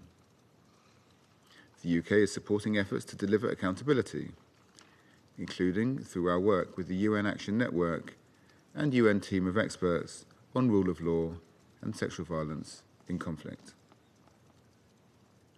Third, there must be adequate and sustained resourcing to prevent and respond to conflict-related sexual violence. The UK has continued to provide vital funding, enabling thousands of survivors to access medical, legal, and psychosocial support. 25 years on from the landmark Security Council Resolution 1325, we urge members to make strides in fully implementing this resolution and the subsequent Resolution 2467 on a survivor-centred approach. President, the UK remains resolute in our determination to work with partners to end the scourge of conflict-related sexual violence, support survivors, deliver justice, and end impunity once and for all. I thank you. Agradezco a la delegación del Rey. I thank the delegation of the United Kingdom for their statement. I give the floor to the delegation of Algeria.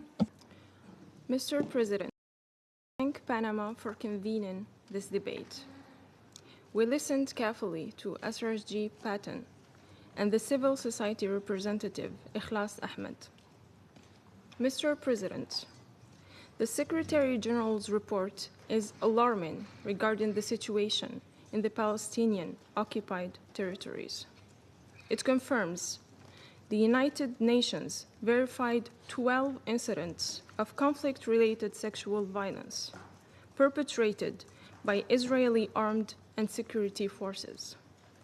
It also documents 2 cases of rape and 4 incidents of violence to the genitals against Palestinian men perpetrated by Israeli forces.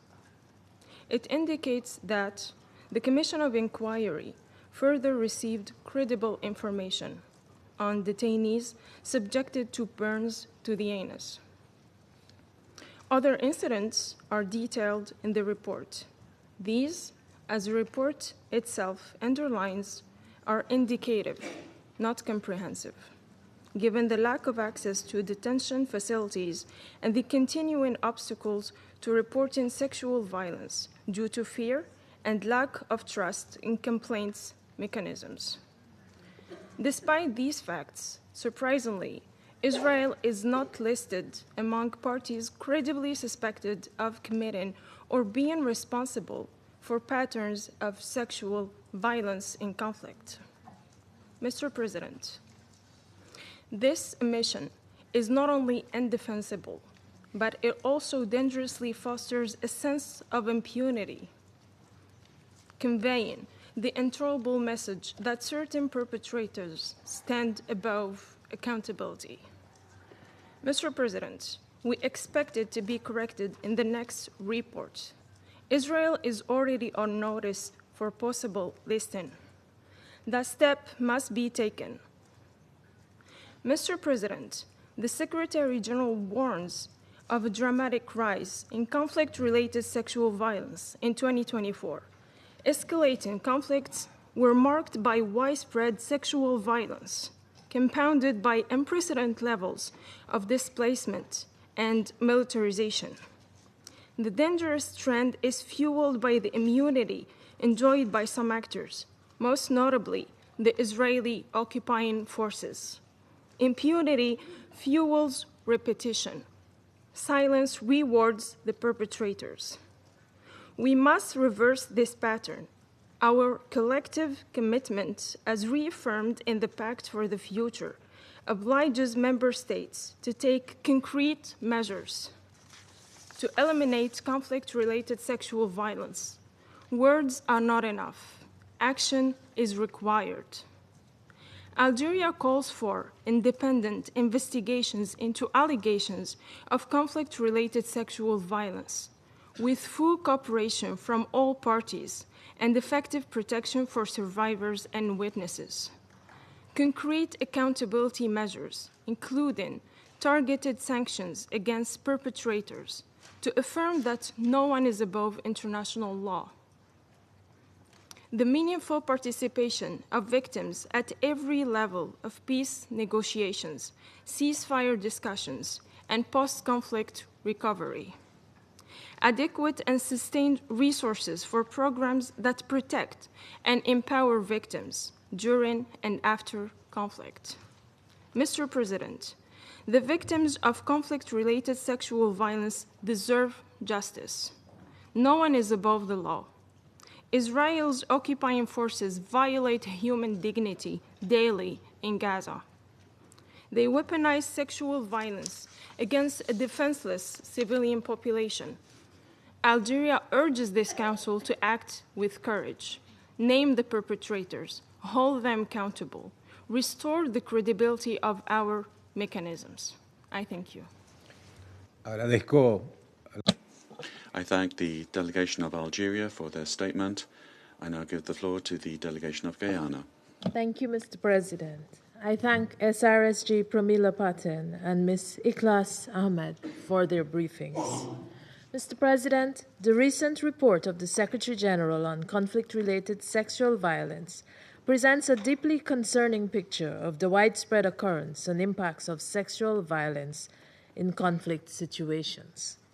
Women and girls continue to bear the brunt of brutal sexual violence used as a tactic of war, a cruel measure to humiliate, dominate, and instill fear in victims. In 2024, innocent civilians were targeted with rape, gang rape, and abductions by both state and non-state actors. We have noted that CRSV featured and continues to feature in high numbers in some of the worst conflict situations, including DRC, Haiti, South Sudan, and the Central African Republic, compounding the humanitarian hardships faced by civilians. Once again, the proliferation and widespread availability of small arms and light weapons and their ammunition directly fueled sexual violence in almost all the situations covered in the report. It is therefore critical to develop and strengthen strategies to address the interlinkages between sexual violence and the availability of small arms and light weapons and their ammunition. Mr. President, the physical and emotional trauma wrought on victims, their families, and their communities was compounded by inadequate access to necessary support services. Attacks on health infrastructure and health workers persisted in violation of international humanitarian law, depriving victims of much-needed medical and psychosocial support.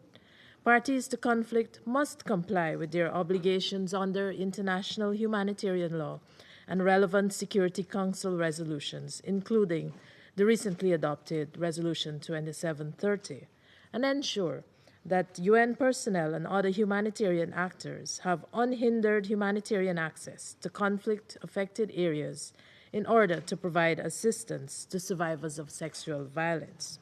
We note the report's assessment that impunity for conflict-related sexual violence remained the norm in 2024. It cannot be emphasized enough how crucial it is to combat impunity and its emboldening effect on perpetrators. Accountability for atrocities, crimes, can serve as a significant deterrent. More efforts must be made to provide legal support and access to justice to survivors of sexual violence. States must do more to ensure necessary protections and support for survivors who are often hesitant to file complaints due to fear of reprisals and stigma, as well as lack of trust in justice systems.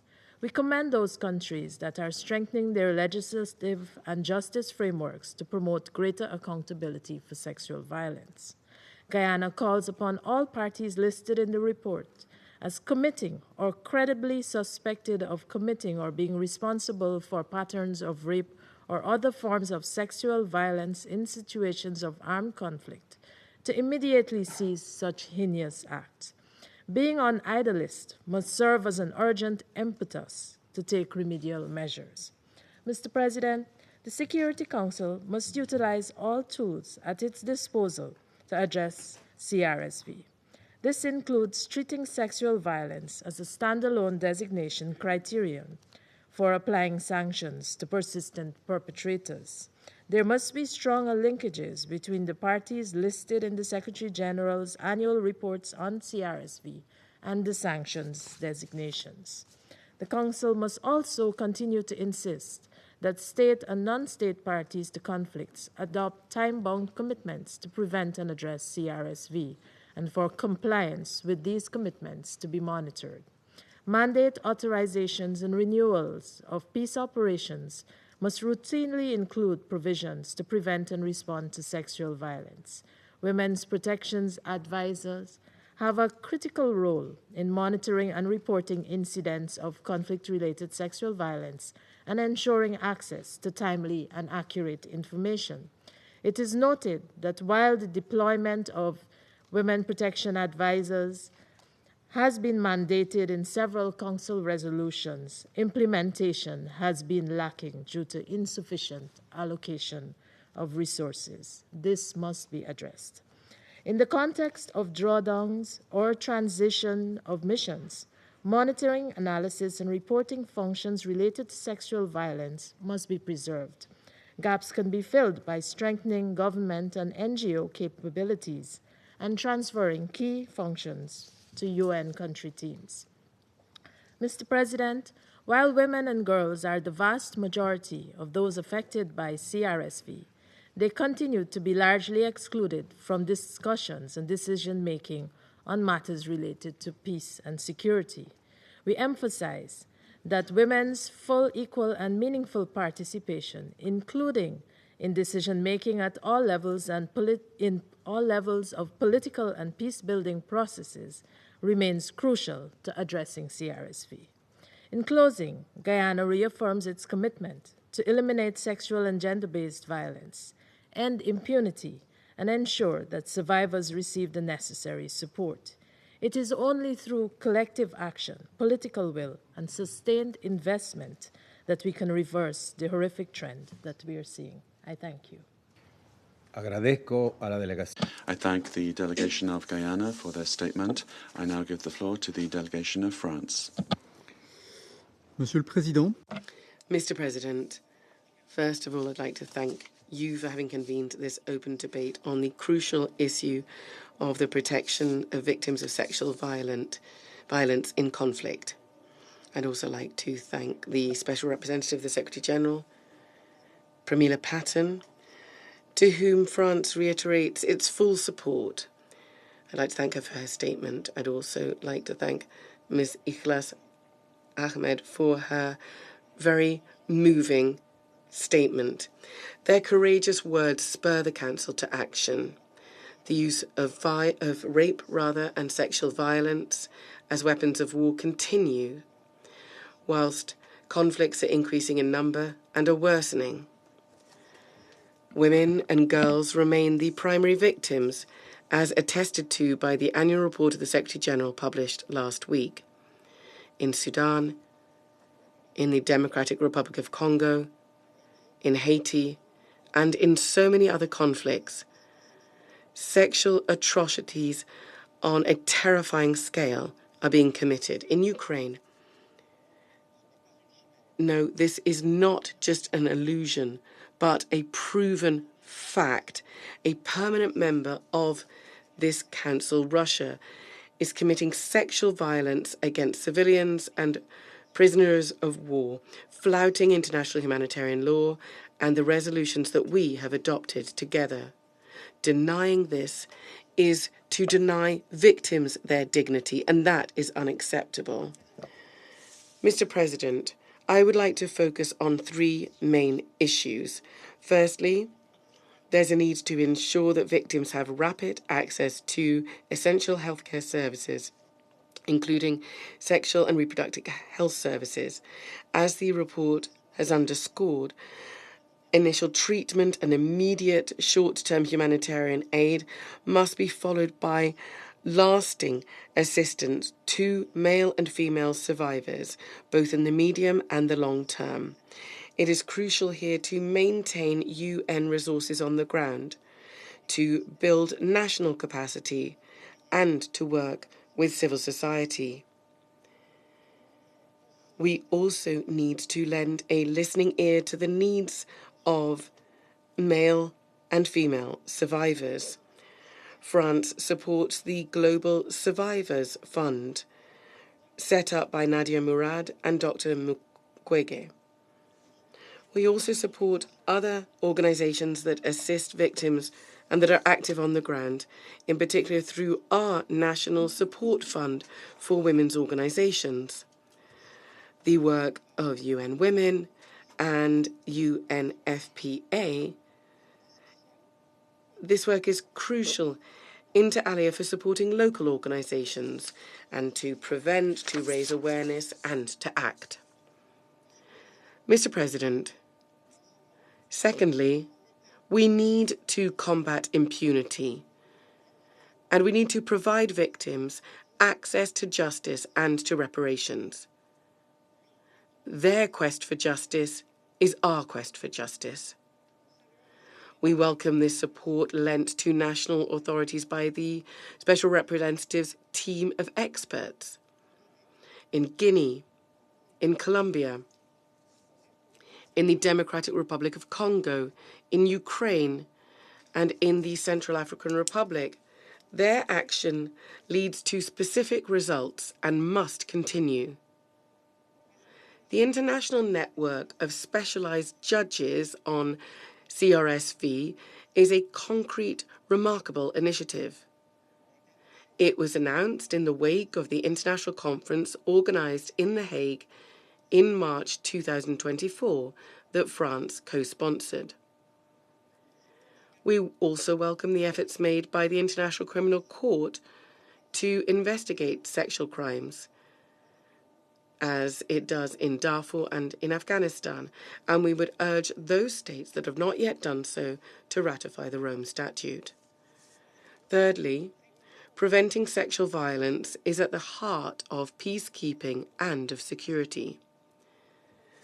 The human rights component of peacekeeping operations is crucial, with the presence of women's protection advisors. The ability of the UN's capacity to prevent sexual violence and to report on it objectively and impartially and to protect victims must guide us in our considerations of the reform of our organisation. Mr. President, in conclusion, eliminating conflict-related sexual violence, protecting victims, and the duty of bringing justice, these are all collective struggles that we want to wage together. In October, we will mark the 25th anniversary of Resolution 1325, which was the founding text for the Women, Peace and Security Agenda. And you can count on France and our women's-focused commitment to ensure that these issues remain at the heart of the UN action. Thank you. I thank France for their statement, and I now give the floor to the Special Envoy from Slovenia on sexual violence. Thank you, Mr. President. I wish to thank the Presidency for convening this critical open debate. Allow me to express our gratitude and support to Special Representative Pramila Patten for her work and for her briefing today, as well as to Mrs. Ikhlass Ahmed for bringing us and telling us how it looks on the ground. And thank you so much. Slovenia is alarmed by the findings of the latest Secretary General report. Women and girls remain disproportionately affected, comprising more than 90% of victims, while most of the reported incidents against men and boys occurred in detention. We are particularly concerned about the violations in DRC, Haiti, Myanmar, Sudan, Ukraine, Israel, and Palestine. We condemn in the strongest terms the use of any form of sexual violence as a tactic of war, torture, terrorism, and political repression. Such violence is man-made and therefore fully preventable. Its prevention requires addressing the root causes, including extremism, patriarchy, and other harmful social norms and attitudes, enabling or contributing to gender inequality and impunity. In this respect, allow me to underline the following. Firstly, full realization of women's rights and gender equality is fundamental for achieving lasting peace and security. We must move beyond statements of concern to genuine and accountable implementation of equal rights and fundamental freedoms for women and girls. This requires ensuring full, equal, meaningful, and safe participation of women in all contexts and all levels of decision-making, including any peace process or prevention efforts. Their knowledge, leadership, and experience are also indispensable for the development of survivor-centered and gender-responsive policies and services, including one on sexual and reproductive health and rights. Secondly, we call for full respect of international law and ensuring accountability. Conflict-related sexual violence is a grave violation of international humanitarian law, often constituting war crimes, crimes against humanity, or acts of genocide. To achieve justice for survivors, it is essential to ensure quality, accessible, and non-discriminatory support services, including safe reporting mechanisms, medical and psychological care, legal assistance, access to justice, and reparations. Accountability is essential to more sustainable peace. Finally, we must support those on the front lines. the protection of healthcare infrastructure, medical personnel, and humanitarian actors from all forms of attacks is an imperative and must be upheld. Additionally, local women-led and women rights organizations are not merely service providers, they are essential peace builders. Slovenia condemns all attacks, intimidation, and represalias against women human rights defenders and peace builders. We call for a zero-tolerance approach to such violence. Mr. President, behind every victim or survivor of sexual and gender-based violence, it's a person whose body and future has been weaponized.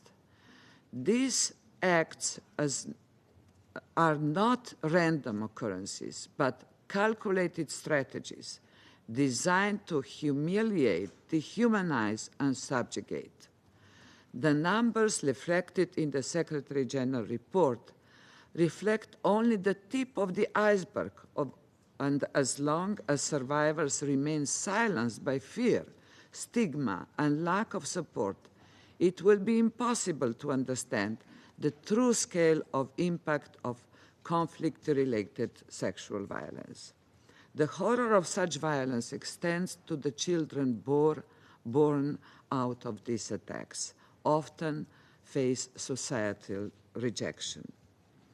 The Security Council agenda on conflict-related sexual violence is both an acknowledgement of survivors' suffering and message that they are not invisible, that their voices are not ignored, and that justice is not out of reach. At a time of a global regression on women's rights and international norms, we must demonstrate that this promise still holds weight. All of this have to go hand in hand with accountability.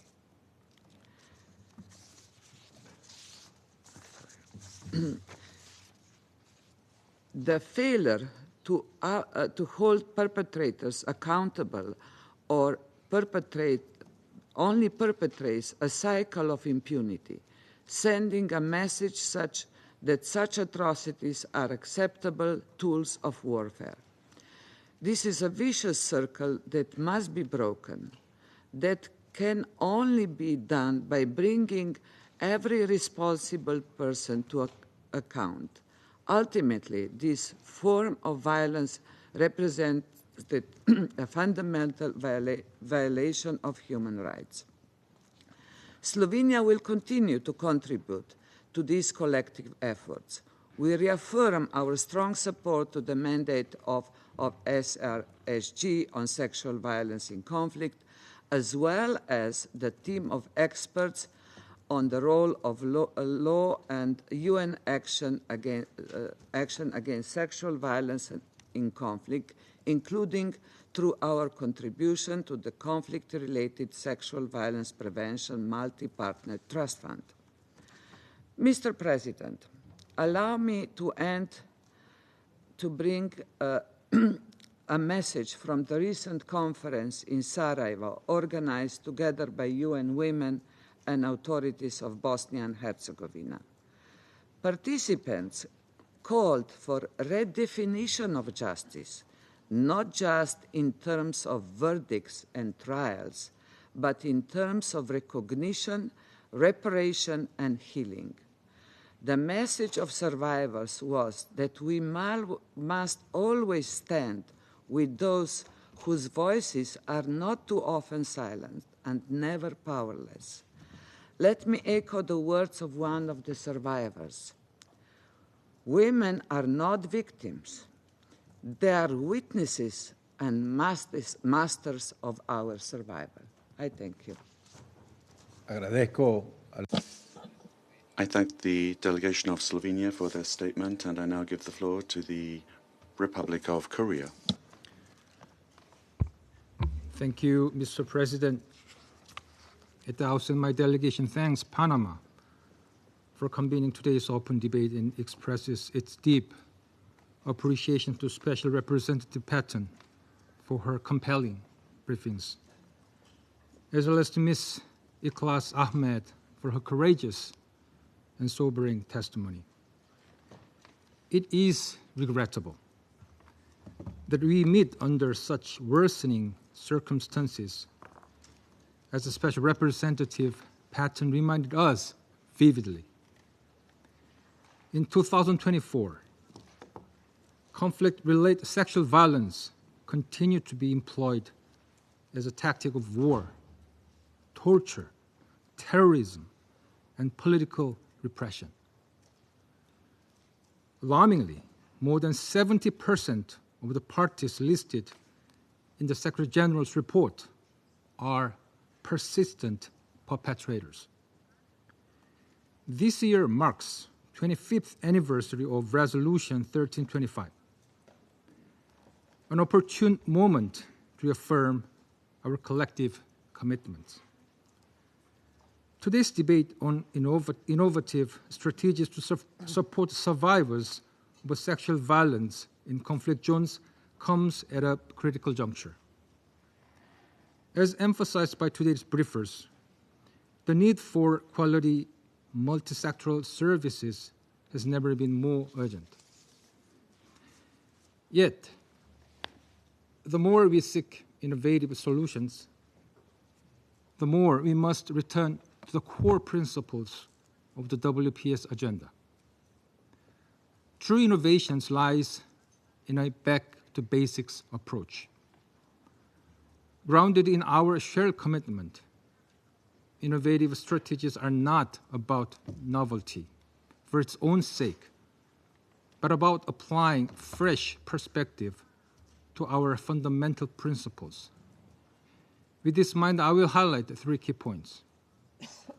First, a comprehensive, survivor-centered approach must remain at the heart of our response.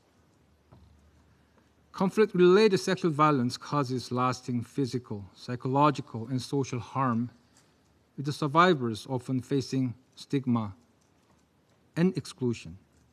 In Afghanistan, Libya, and the Syrian Arab Republic, women who had been in detention continue to face rejection from their families and communities. A holistic response must therefore include psychosocial support, reintegration, and the meaningful participation of survivors in decision-making at all levels. In particular, as medical services and UN peace operations scale down in conflict zones, sustained support for local organizations is vital to protect survivors, restore their dignity, and maintain a survivor-centered approach. Korea has prioritized this approach through its Action with Women and Peace initiative, supporting survivor protections and women's participation since 2018. Last year, we expanded this commitment through the Action with Women and Peace Fund in partnership with UNFPA and WPHF. We remain dedicated to these collective efforts and continue to foster global dialogue through our annual international conference on WPS. Second, prevention must begin with accountability and an end to impunity. Conflict-related sexual violence must never be accepted as an inevitable consequence of war. Member states have a responsibility to demonstrate through consistent and principled actions that such crimes will not be tolerated. We have seen some progress in prosecuting conflict-related sexual violence in Iraq, the Central African Republic, and Colombia. This is a standard that must be built upon, yet it is too often neglected. Accountability starts with bringing these crimes to light.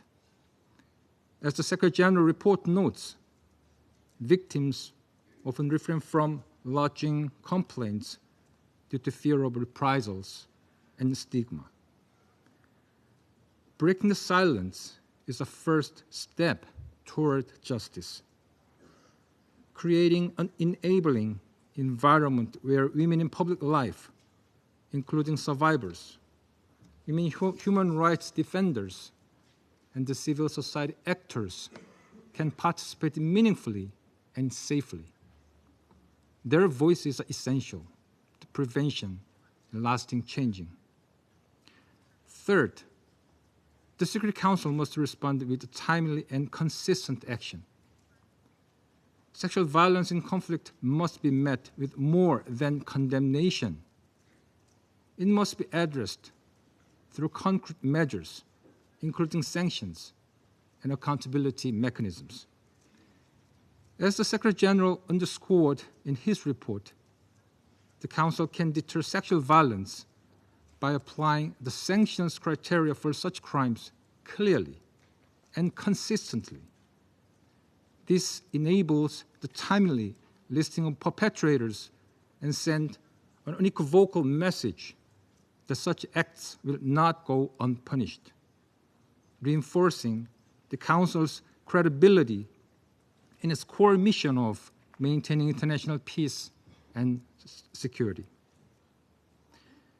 Mr. President, with the historical experience of women and girls victimized as comfort women, the WPS agenda resonates deeply with us. We will continue to work to restore the honor and dignity of the comfort women and to help heal their psychological wounds. I conclude by underscoring that innovative strategies are about returning our shared commitments with renewed determination and translating them into tangible action. If each member state takes even small, concrete steps, we can achieve meaningful and lasting change. This, to us, is the essence of innovation. Korea reaffirms its steadfast commitment to the Council's vital work in preventing conflict-related sexual violence and securing justice for all survivors. I thank you. Agradezco a la delegación. I thank the delegation of the Republic of Korea for their statement. And I will now make a statement in my quality as representative of Panama. Excellencies, distinguished delegations, it is an honor for the Republic of Panama to preside over this important debate of the Security Council on sexual violence in conflict, an agenda that touches the very core of our collective commitments to peace, security, and human dignity. We'd like to express our thanks to the Special Representative of the Secretary-General, Ms. Pramila Patten, for her tireless work and leadership in addressing this important issue, and to her team for coordinating this debate with us. Likewise, I would like to thank Ms. Ikhlass Ahmed, representative of civil society, for her courageous and timely intervention, which informs us about realities on the ground. Panama values the role of women-led organizations and human rights defenders in conflict contexts. This is why we sincerely regret that Ms. Ahmed was not able to join us in person today. Her physical absence reminds us of the many obstacles that still stand in the way of the meaningful participation of women from the most affected areas. Sexual violence related to conflicts is not a new phenomenon. It is one of the cruelest, oldest, and, unfortunately, most normalized forms of violence. Its persistence has been used for far too long to humiliate, displace, torture, and silence. Exactly 25 years ago, this Council unanimously adopted the historic Resolution 1325, and the international community recognized an irrefutable truth that there can be no peace without women. The participation, protection, and human rights of women are essential pillars for conflict prevention, resolution, and for peace building. In recent decades, the Security Council has made significant progress in establishing a robust normative framework, beginning with Resolution 1820 in 2008, up to and including Resolution 2467 in 2019. It has been progressively recognized that sexual violence is not collateral damage of conflict. What it is a cruel and deliberate tactic, an instrument of war and repression, which constitutes a direct threat to international peace and security. Today, we must acknowledge with shame that we are still far from fulfilling that promise. The recent report of the Secretary-General on sexual violence in conflict is as devastating as it is revealing. It documents verified cases of rape, sexual slavery, forced marriage, human trafficking, executions, and attacks occurring in homes, in refugee camps, in detention centers, and at checkpoints. The reported victims range in age from 1 year to 75 years old. Impunity remains the norm, and perpetrators, far from being punished, reoffend time and again with total impunity. Sexual violence is also an economic strategy. Armed groups and criminal networks use it to finance their operations, to displace communities, and to control territory. It does not occur in isolation, but is intertwined with arms trafficking, political repression, institutional collapse, and humanitarian crises. Sudan is one of the most alarming examples of this crisis. After the closure of peace operations, security vacuums have left, above all, women and girls exposed to abuse, without protection and without justice. And we take note with concern of the Secretary-General's report with regard to very many other places in the world where there's an upsurge in sexual violence, amongst them the persistence of sexual violence in Haiti. Sexual violence has been on the rise, while access to vital services has been either destroyed or severely restricted. This situation demands an urgent, comprehensive, and sustained response from the international community. Excellencies, the subject of this debate directly challenges us. How can we guarantee vital services for survivors of sexual violence in contexts where systems collapse and civilian infrastructure is under attack? The answer requires comprehensive and coordinated action. Unrestricted humanitarian access must be ensured, especially in contexts where hospitals are bombed and medical personnel prevented from operating. Protecting critical infrastructure must be a priority that is not open to negotiation. It is essential to maintain and strengthen the presence of women protection advisors in all relevant missions. These professionals are key to monitoring, preventing, and responding to sexual crimes.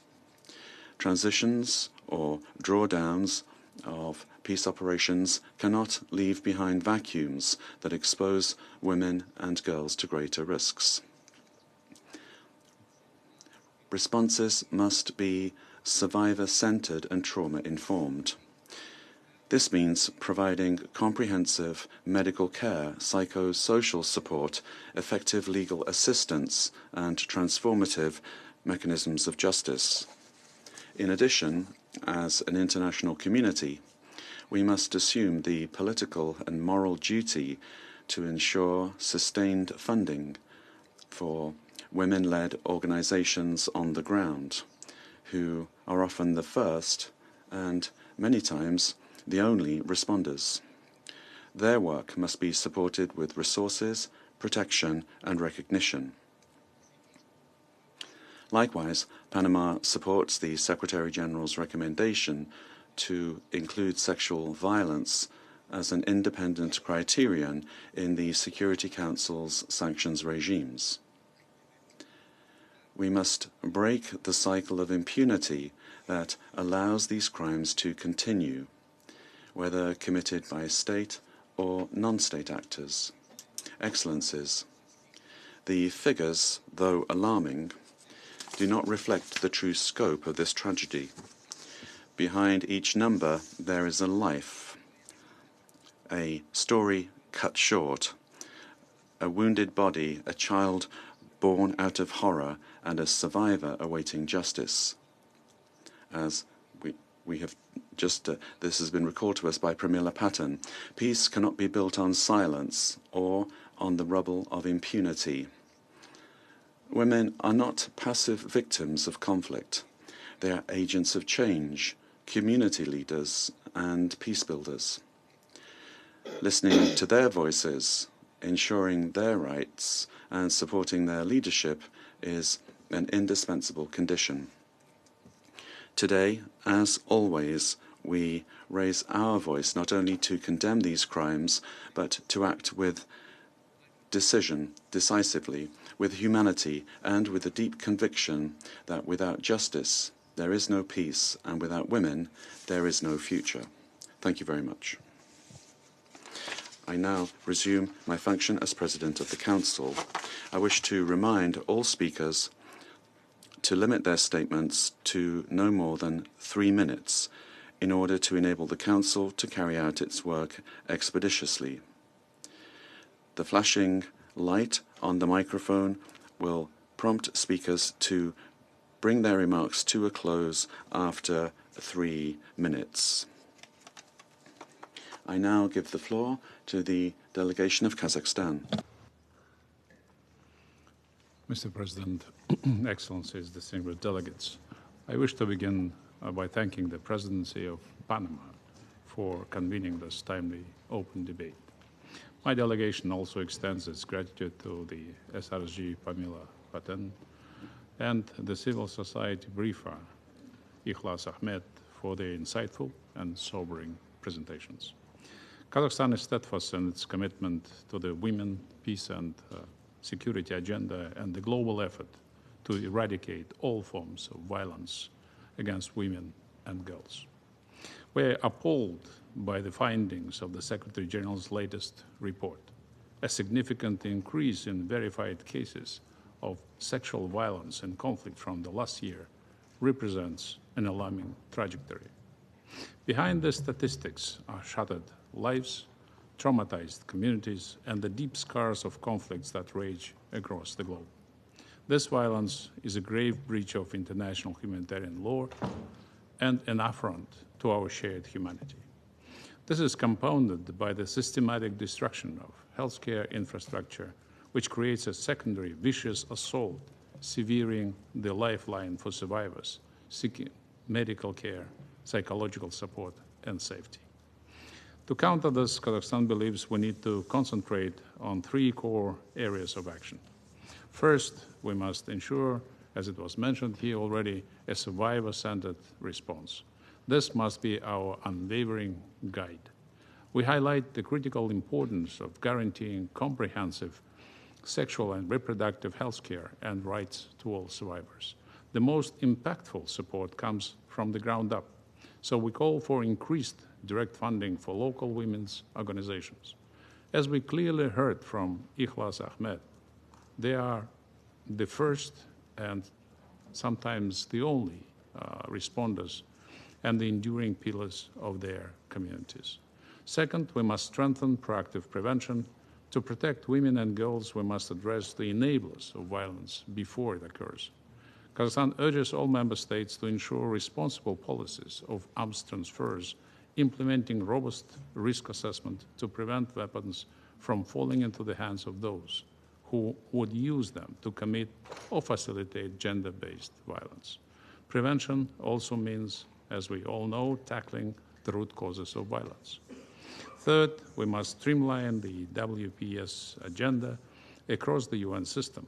As the UN adapts to new fiscal realities, gender expertise cannot be seen as optional. Women's protection advisors and gender experts are essential to the success of peace operations, mission transitions, and the work of all subsidiary bodies. Their work should be conducted in close cooperation with the respective governments of member states and is vital to translating the Council's resolutions from paper into tangible protection for those at risk. Excellencies, the women and girls in conflict zones are looking for us for a decisive action. Let us honor the survivors with an unwavering commitment to prevention and support, building a future where sexual violence is no longer a weapon of war. I thank you. I thank the delegation of Kazakhstan for their statement. I give the floor to the delegation of Indonesia. Mr. President, I thank Panama for convening this important debate and the SRSG as well as the civil society briefer for their valuable insights. Sexual violence in conflict situations remains a grave challenge to international peace and security. From the DRC to Sudan, from Myanmar to Gaza, the pattern is alarming. The Secretary General's report confirms its growing prevalence. 4,600 survivors documented in 2024, a 25% increase from the previous year, and over the past decade, the UN has verified more than 51,000 cases. To confront this, we must focus on three key actions. First, strengthen protection and support for victims. This is a fundamental element that requires a comprehensive UN strategy, including within peacekeeping operations. Peacekeeping missions must be fully supported to fully deliver on their mandates to address conflict-related sexual violence, including by enhancing the capacity of women peacekeepers. This is in line with Indonesia's advocacy through Security Council Resolution 2538 during our tenure in 2020. Today, amidst ongoing drawdown and transition of UN peacekeeping operations, the Council must ensure that protection for victims is never compromised. Second, ensure comprehensive reintegration of victims and accountability for the crimes. We must break the cycle of violence and the culture of impunity. To do this, we must ensure effective nationally led and nationally owned justice and accountability systems. A victim-centered approach is also crucial. We must break all stigma to ensure that access to healthcare, legal assistance, and economic empowerment to enable their full reintegration into society. Equally important, we must urge all parties to conflict to adopt concrete measures to prevent sexual violence. Third, strengthen synergy at all levels to sustain prevention and protection. This requires strong participation and coordination between national authorities, local communities, civil societies, and the UN. Regional and international support must also be sustained, including through sustainable funding, information sharing, and use of technology to develop early warning systems to trigger timely action for prevention. Only through such integrated multi-level collaboration can we effectively prevent CRSV and protect the most vulnerable. Mr. President, in line with the theme of this meeting, every decision and action by the Council must remain firmly focused on a victim-centered approach and ensure full compliance with the commitments we have made. Survivors must remain not only at the heart of our work, but at the very core of the Council actions to uphold peace, justice, and humanity. Thank you. I thank the delegation of Indonesia for their statement. I give the floor to the delegation of Philippines. Thank you, Mr. President. The Philippines thanks the Permanent Mission of Panama for convening this event. We would also like to thank SRSG on sexual violence, Ms. Pramila Patten, and the CSO representative for their insightful briefings.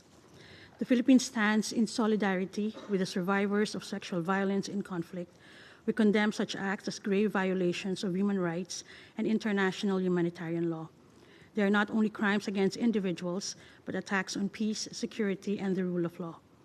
Our resolve is anchored in the Philippine Development Plan 2023-2028, the Magna Carta of Women, and the 2023 and to 2033 National Action Plan on Women, Peace, and Security, our fourth-generation plan that operationalizes our obligations under Resolution 1325 and the Beijing Platform for Action.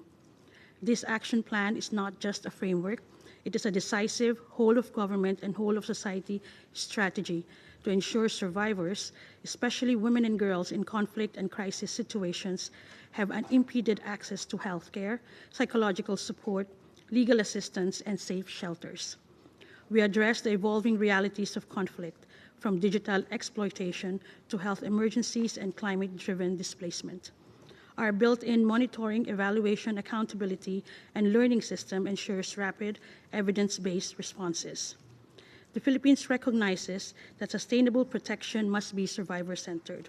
We are strengthening referral pathways from the community level, integrating WPS measures into all gender and development budgets, and ensuring that civil society and women leaders are at the center of prevention, protection, and recovery efforts.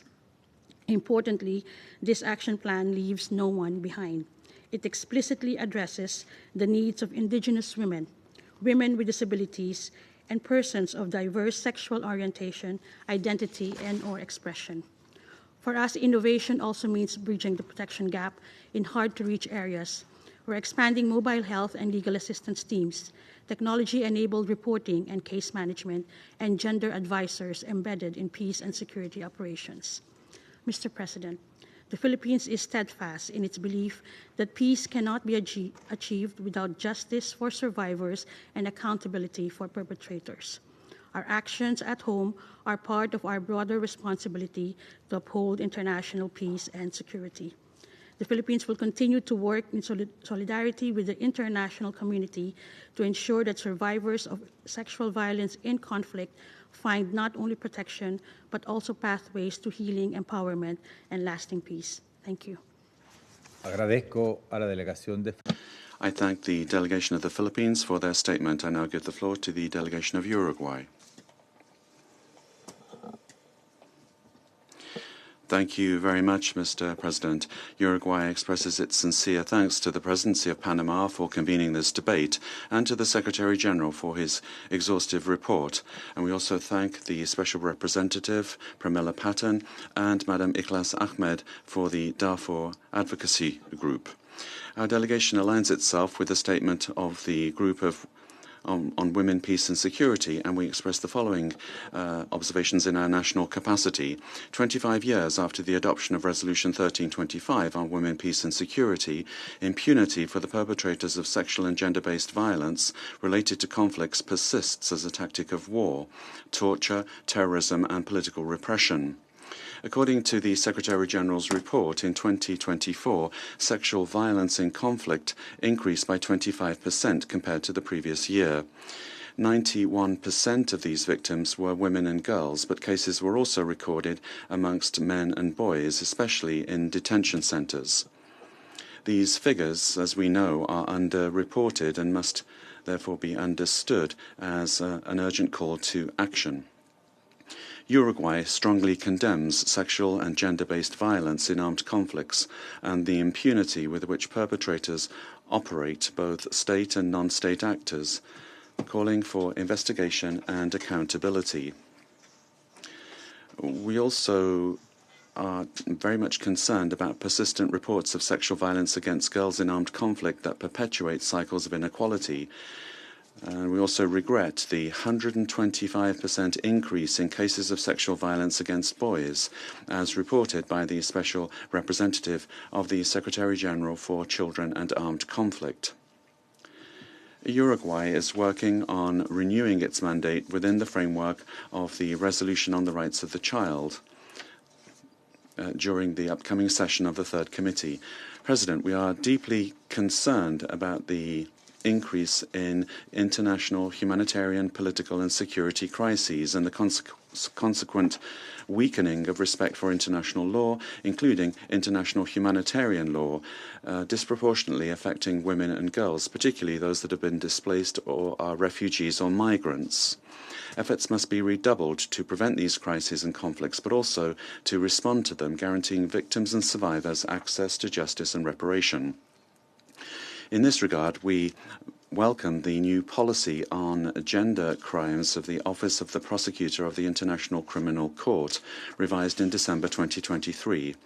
With this revision, the Court committed to including a gender and intersectionality perspective at all stages, from investigation to prosecution, in order to ensure that these crimes are comprehensively prosecuted with a survivor-centered approach and with trauma mitigation. In this way, the aim is to combat impunity and contribute to the development of a stronger and fairer body of international jurisprudence. It is essential to address the root causes of sexual violence, of course, including gender inequality, promoting the full, equal, meaningful and safe participation and leadership of women in peace and security processes at all levels. Likewise, the availability and proliferation of small arms and light weapons, as well as their ammunition, are linked to increased violence, particularly gender-based and sexual violence. Along these same lines, we urge this Council to make use of all available instruments to prevent and respond to all forms of sexual and gender-based violence, including in contexts where peace operations are in transition or are drawing down. Uruguay believes that the mandates of UN peace missions must incorporate measures to prevent deficiencies, shortcomings in the protection of civilians, becoming more proactive. As a troop-contributing country for many years now, our peacekeepers have witnessed the use of sexual violence as a systematic tactic to terrorize, punish, and dismantle entire communities by both sides in a conflict. President, the verified cases of sexual violence in the Central African Republic, the Democratic Republic of the Congo, Haiti, Libya, Myanmar, Sudan, Yemen, and Gaza demonstrate the urgency with which this Council and the United Nations system must act. In this regard, Uruguay calls for respect for international humanitarian and human rights law and ensuring access to humanitarian assistance, 2, guaranteeing access to vital multi-sectoral services, medical care, psychosocial support, legal assistance, and economic reintegration.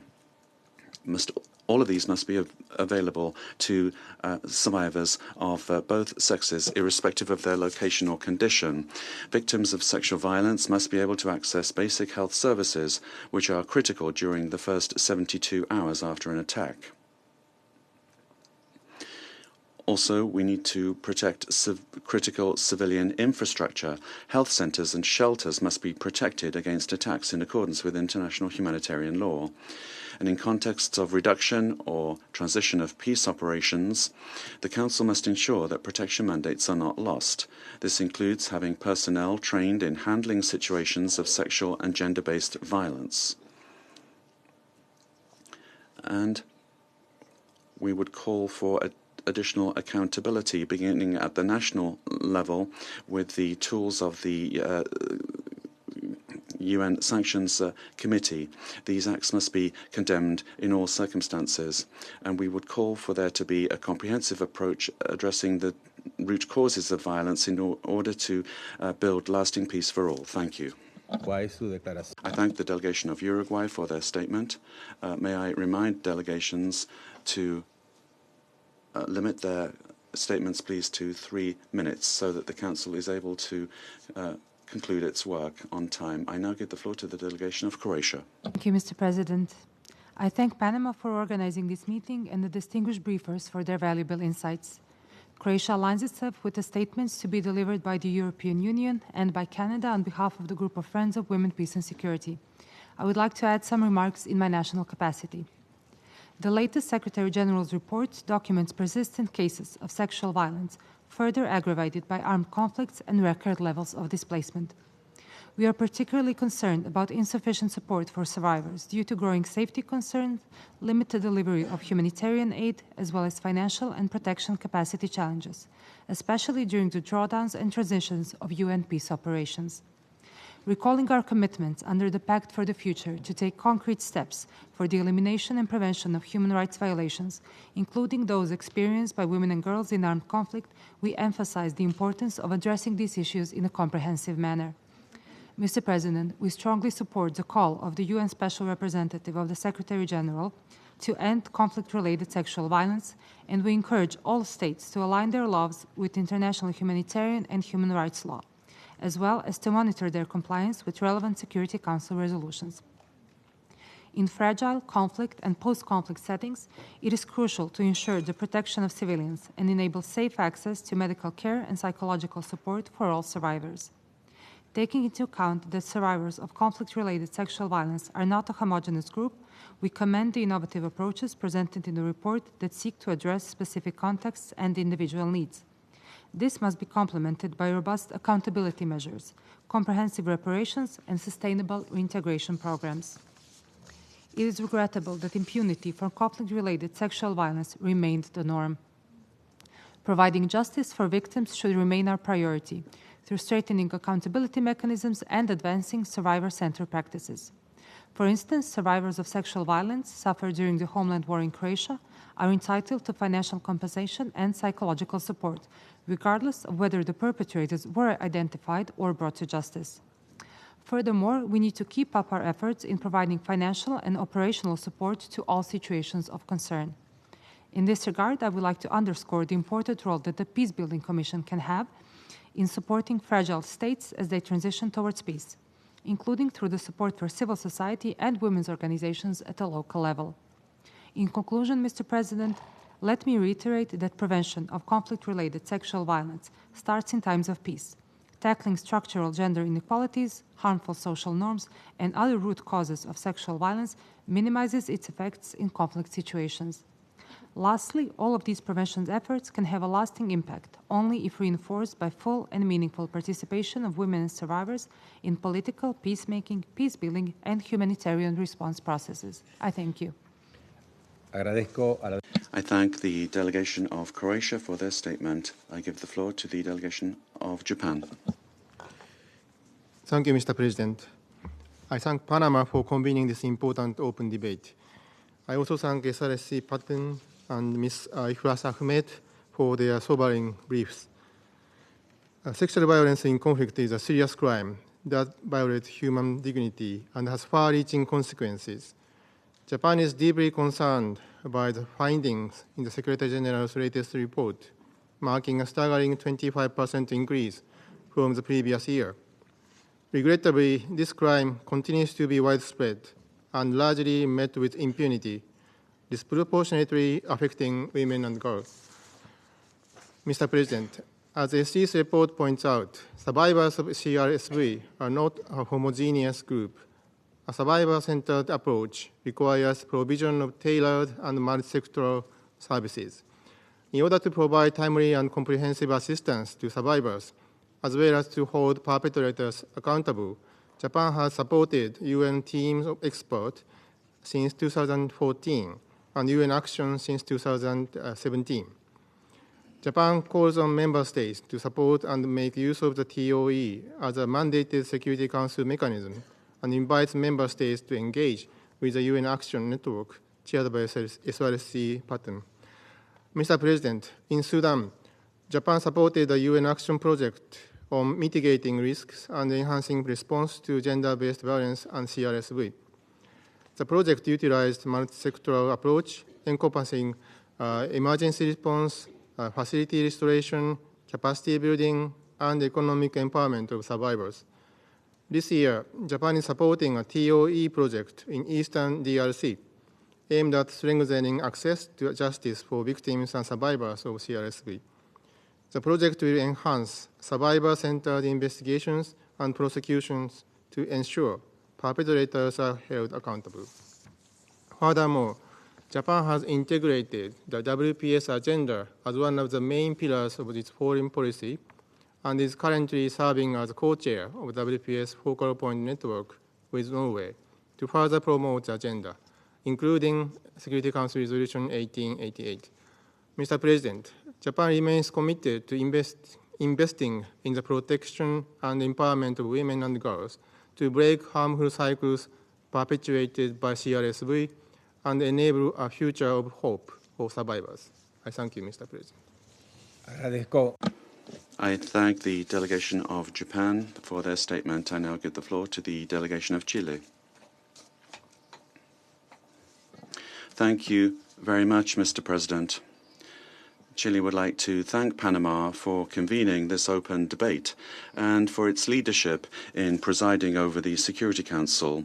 We also thank the Special Representative of the Secretary-General on Sexual Violence in Conflict, Ms. Pramila Patten, and Ms. Ikhlass Ahmed for their valuable contributions. We join the statement delivered by the group of Friends of Women, Peace and Security, and in our national capacity we wish to share the following thoughts. Mr. President, sexual violence in conflict constitutes a grave violation of international humanitarian law and of human rights, as well as a direct threat to international peace and security. The recent reports of the Secretary-General record more than The recent report of the Secretary-General records more than 4,600 verified cases in 2024, a 25% increase compared with the previous year, with 92% of the victims being women and girls. These figures represent only a fraction of reality, but they do reveal a persistent and systematic pattern that we cannot tolerate. Despite normative progress, including the adoption of 5 resolutions, the implementation of Resolution 1325 remains delayed and faces troubling setbacks. Sexual violence as a tactic of war continues to destroy lives, worsening food insecurity and hindering the recovery of survivors in post-conflict situations, men and women. Chile has assumed this challenge in concrete terms. We were the first country in the region to adopt a national action plan on women, peace and security, whose 3rd version was launched this year with the participation of 5 ministries. This plan incorporates gender, human rights and intersectional approaches, recognizing the multiple realities faced by women in contexts of conflict, violence, climate change and organized crime. Mr. President, ensuring a survivor-centered approach is, for Chile, a legal obligation as well as an ethical imperative. This requires guaranteeing comprehensive and accessible services, including sexual and reproductive health, psychosocial support, legal assistance, and economic opportunities. And we also emphasize the importance of protecting the facilities and staff who provide these services. Survivors not only require our solidarity, they demand truth, justice, reparation, and guarantees of non-recurrence. In order to translate these commitments into real results, what we need is disaggregated data, strong monitoring mechanisms, and sustainable and predictable financing. It is also essential to promote the leadership of women and survivors in peace processes, support community organizations, and address the structural causes that perpetuate this violence: gender inequality, discrimination against minorities, and the proliferation of weapons. In this context, we must strengthen the investigation and prosecution of these crimes, put an end to impunity, including targeted sanctions against perpetrators. We are extremely concerned that in various contexts, the work of civil society and of women human rights defenders is being restricted, which undermines the capacity to prevent and respond to these crimes. The lack of adequate resources in peace operations aggravates this situation, particularly in contexts such as Palestine, Haiti, the Democratic Republic of the Congo, Sudan, and Ukraine.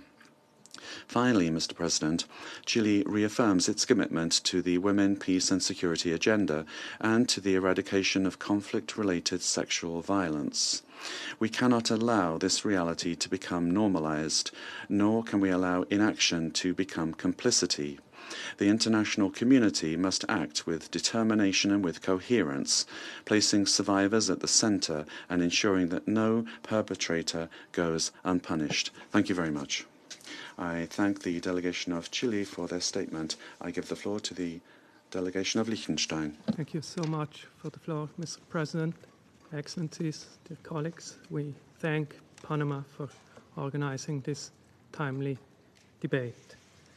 The convergence of protracted conflicts and mass displacement has led to an exponential increase of conflict-related sexual violence in the last decade.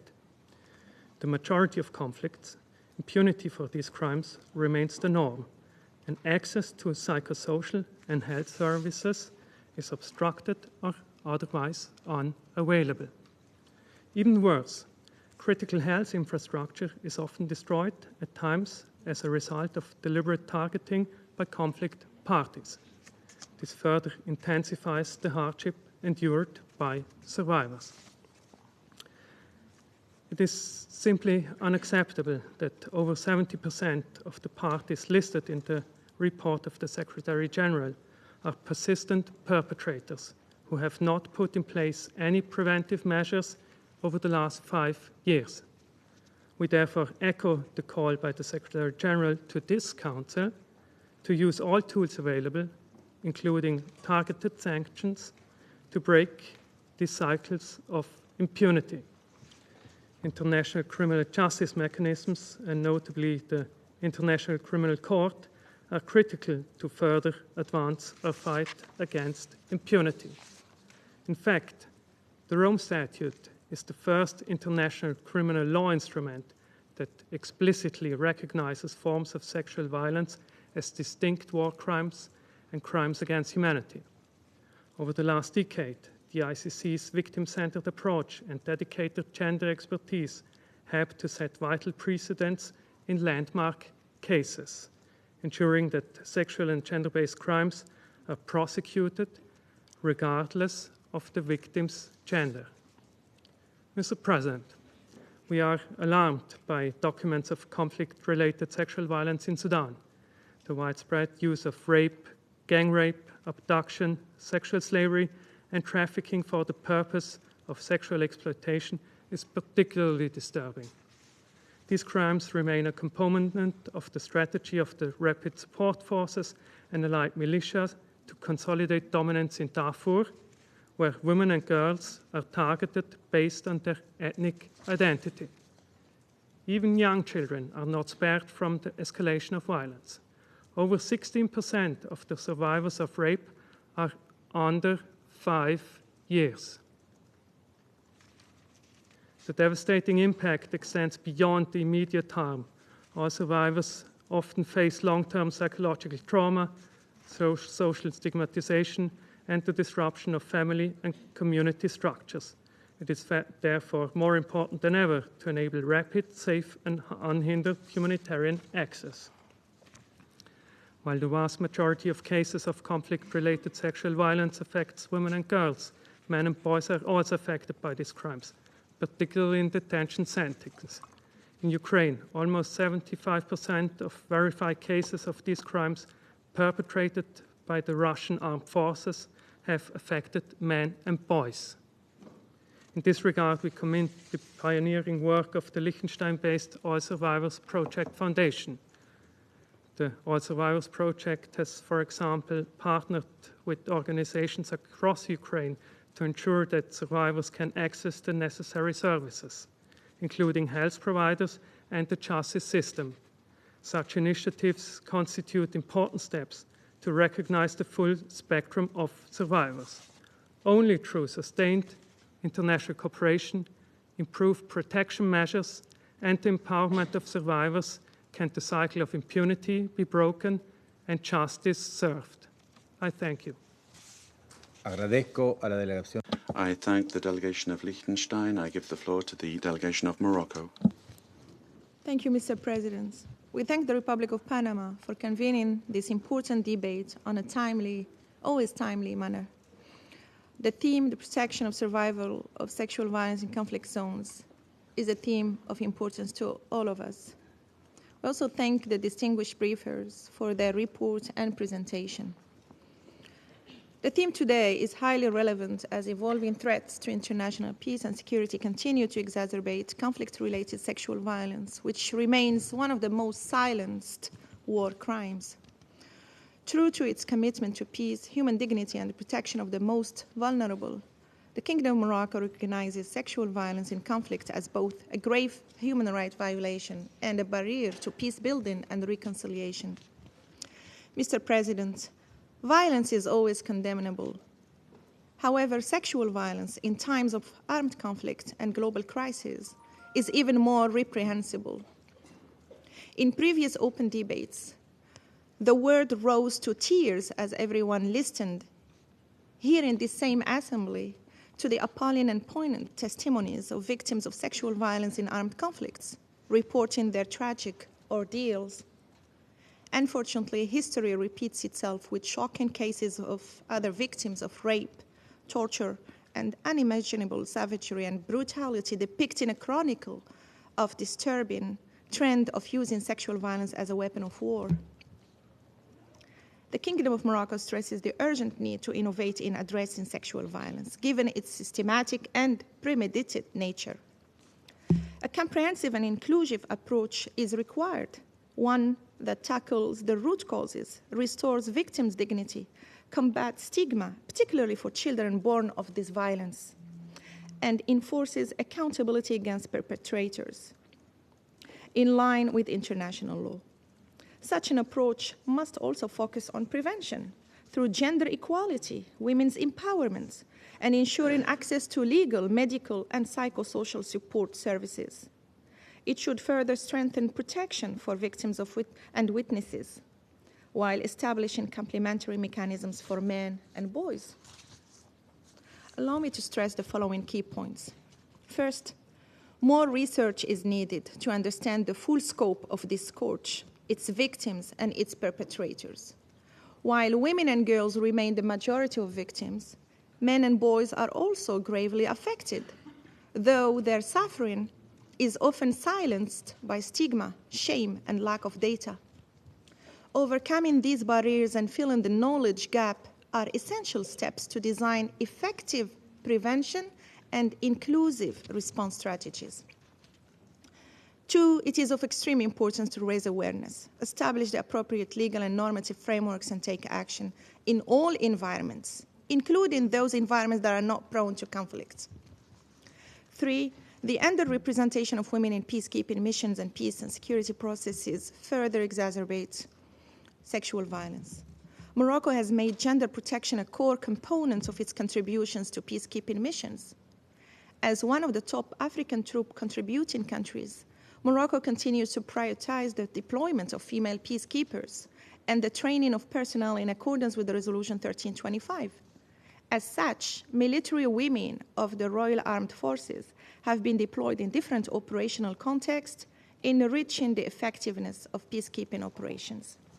4, Morocco actively supports South-South and triangular cooperation to share best practices. Morocco hosts a number of working sessions for women in UN military peace operations with the aim to contribute to the empowerment of military women and prepare them to fully exercise their command responsibilities in UN peacekeeping missions as part of the efforts to implement the WPS agenda, including addressing immediate trauma caused by sexual violence. 5, we must ensure that in conflict zones, survivors and victims of sexual violence receive the urgent life-saving health care services they need, including psychosocial support and enhanced efforts to provide adequate medical infrastructure, including field hospitals. 6, legal services to the victims must be guaranteed and perpetrators held accountable so as to end impunity and ensure post-conflict recovery and address long-term social and psychological wounds that can persist across generations. Last but not least, 7, religious and community leaders have a decisive role to play by firmly rejecting the misuse of religion to justify sexual violence and by identifying early warning signs. Mr. President, I would like to conclude by reaffirming the commitment of the Kingdom of Morocco to working with the UN and its partners to ensure that survivors of conflict-related sexual violence are not just heard, but also protected, supported, and given the tools to reclaim their futures. I thank you. I thank the delegation of Morocco for their statement. I give the floor to the delegation of India. Mr. President, India thanks Panama as the President of the Security Council for holding today's open debate. I also thank the briefers for their presentation. Perpetrators of heinous acts of conflict-related sexual violence must be condemned in the strongest possible terms and brought to justice. Sexual violence in conflict zones not only destroys individual lives, but tears apart the very fabric of societies, leaving lasting scars on communities for generations. A multifaceted approach is essential to address this crime and offer support to its survivors. This includes prosecuting and deterring such crimes in conflict situations, ensuring no impunity for perpetrators, and adopting a survivor-centric approach in prevention and response mechanisms. UNSC Resolution 2467 of 2019 has been instrumental in highlighting the need to provide victims access to national relief and reparations programs, health care, psychosocial care, safe shelter, legal aid, and facilitate rehabilitation and reintegration efforts to bring a semblance of normalcy to their lives. Mr. President, the Secretary General's Trust Fund in support of victims of sexual exploitation and abuse is an important resource which should be further strengthened. India was among the first nations to contribute to this fund and remains committed to support such victims. Our dedication to the cause can be seen from the fact that in November 2017, a voluntary compact was reached between UN Secretary General and the Government of India on commitment to eliminate sexual exploitation and abuse in peacekeeping, humanitarian, and development work. Underlining the seriousness attached to the issue by India, Prime Minister Modi joined the Circle of Leadership on the prevention of and response to sexual exploitation and abuse in United Nations operations. In our experience, the female engagement teams that India deployed in peacekeeping missions across conflict zones have been tremendously successful in connecting with local communities, addressing gender-sensitive issues, engaging with victims, and enhancing the effectiveness of peacekeeping operations. In 2007, we were the first country to deploy an all-women formed police unit to the UN mission in Liberia. Today, we have successfully deployed female contingents in MONUSCO, UNISFA, and UNMISS with the objective of addressing conflict-related sexual violence. Building on this experience, the Center for United Nations Peacekeeping in Delhi conducts specialized courses to increase participation of women in peacekeeping operations, including targeted training to prevent and address sexual and gender-based violence in armed conflict. India is ready to share this expertise and experience with interested member states through our comprehensive training programs. These initiatives were further discussed during the Conference of Women Peacekeepers from the Global South held in New Delhi in February 2025. Mr. President, India has implemented a comprehensive domestic strategy for women's safety. It could offer insights for ensuring access to life-saving services and protection for survivors in conflict situations. First, dedicated resources. India established the Nirbhaya Fund, a non-lapsable fund with approximately $1.2 billion for women's safety. It is dedicated towards ensuring safe environments for women, supportive, effective implementation of legislation, and creating comprehensive infrastructure for swift justice and crisis support. Member states could consider creating similar dedicated resources. Second, response mechanisms. India operates a pan-India emergency response support system through emergency number 112 for women's safety issues. Sakhi one-stop centers established at each district headquarters provide comprehensive services, including police assistance, medical care, and legal aid, among others, to offer protection and rehabilitation with shelter and economic security. Member states could consider replicating this model. Finally, justice delivery. Comprehensive training programs have been developed for investigation and prosecution and for medical officers to ensure forensic evidence collection withstands judicial scrutiny. Fast-track special courts dedicated to women's safety have revolutionized justice delivery through swift case disposal. Mr. President, before I conclude, I would like to briefly address the baseless allegation raised by the delegate of Pakistan. The utter impunity with which Pakistan Army perpetrated heinous crimes of gross sexual violence against hundreds of thousands of women in erstwhile East Pakistan in 1971 is a matter of shameful record. This deplorable pattern continues unabated and with impunity to this day.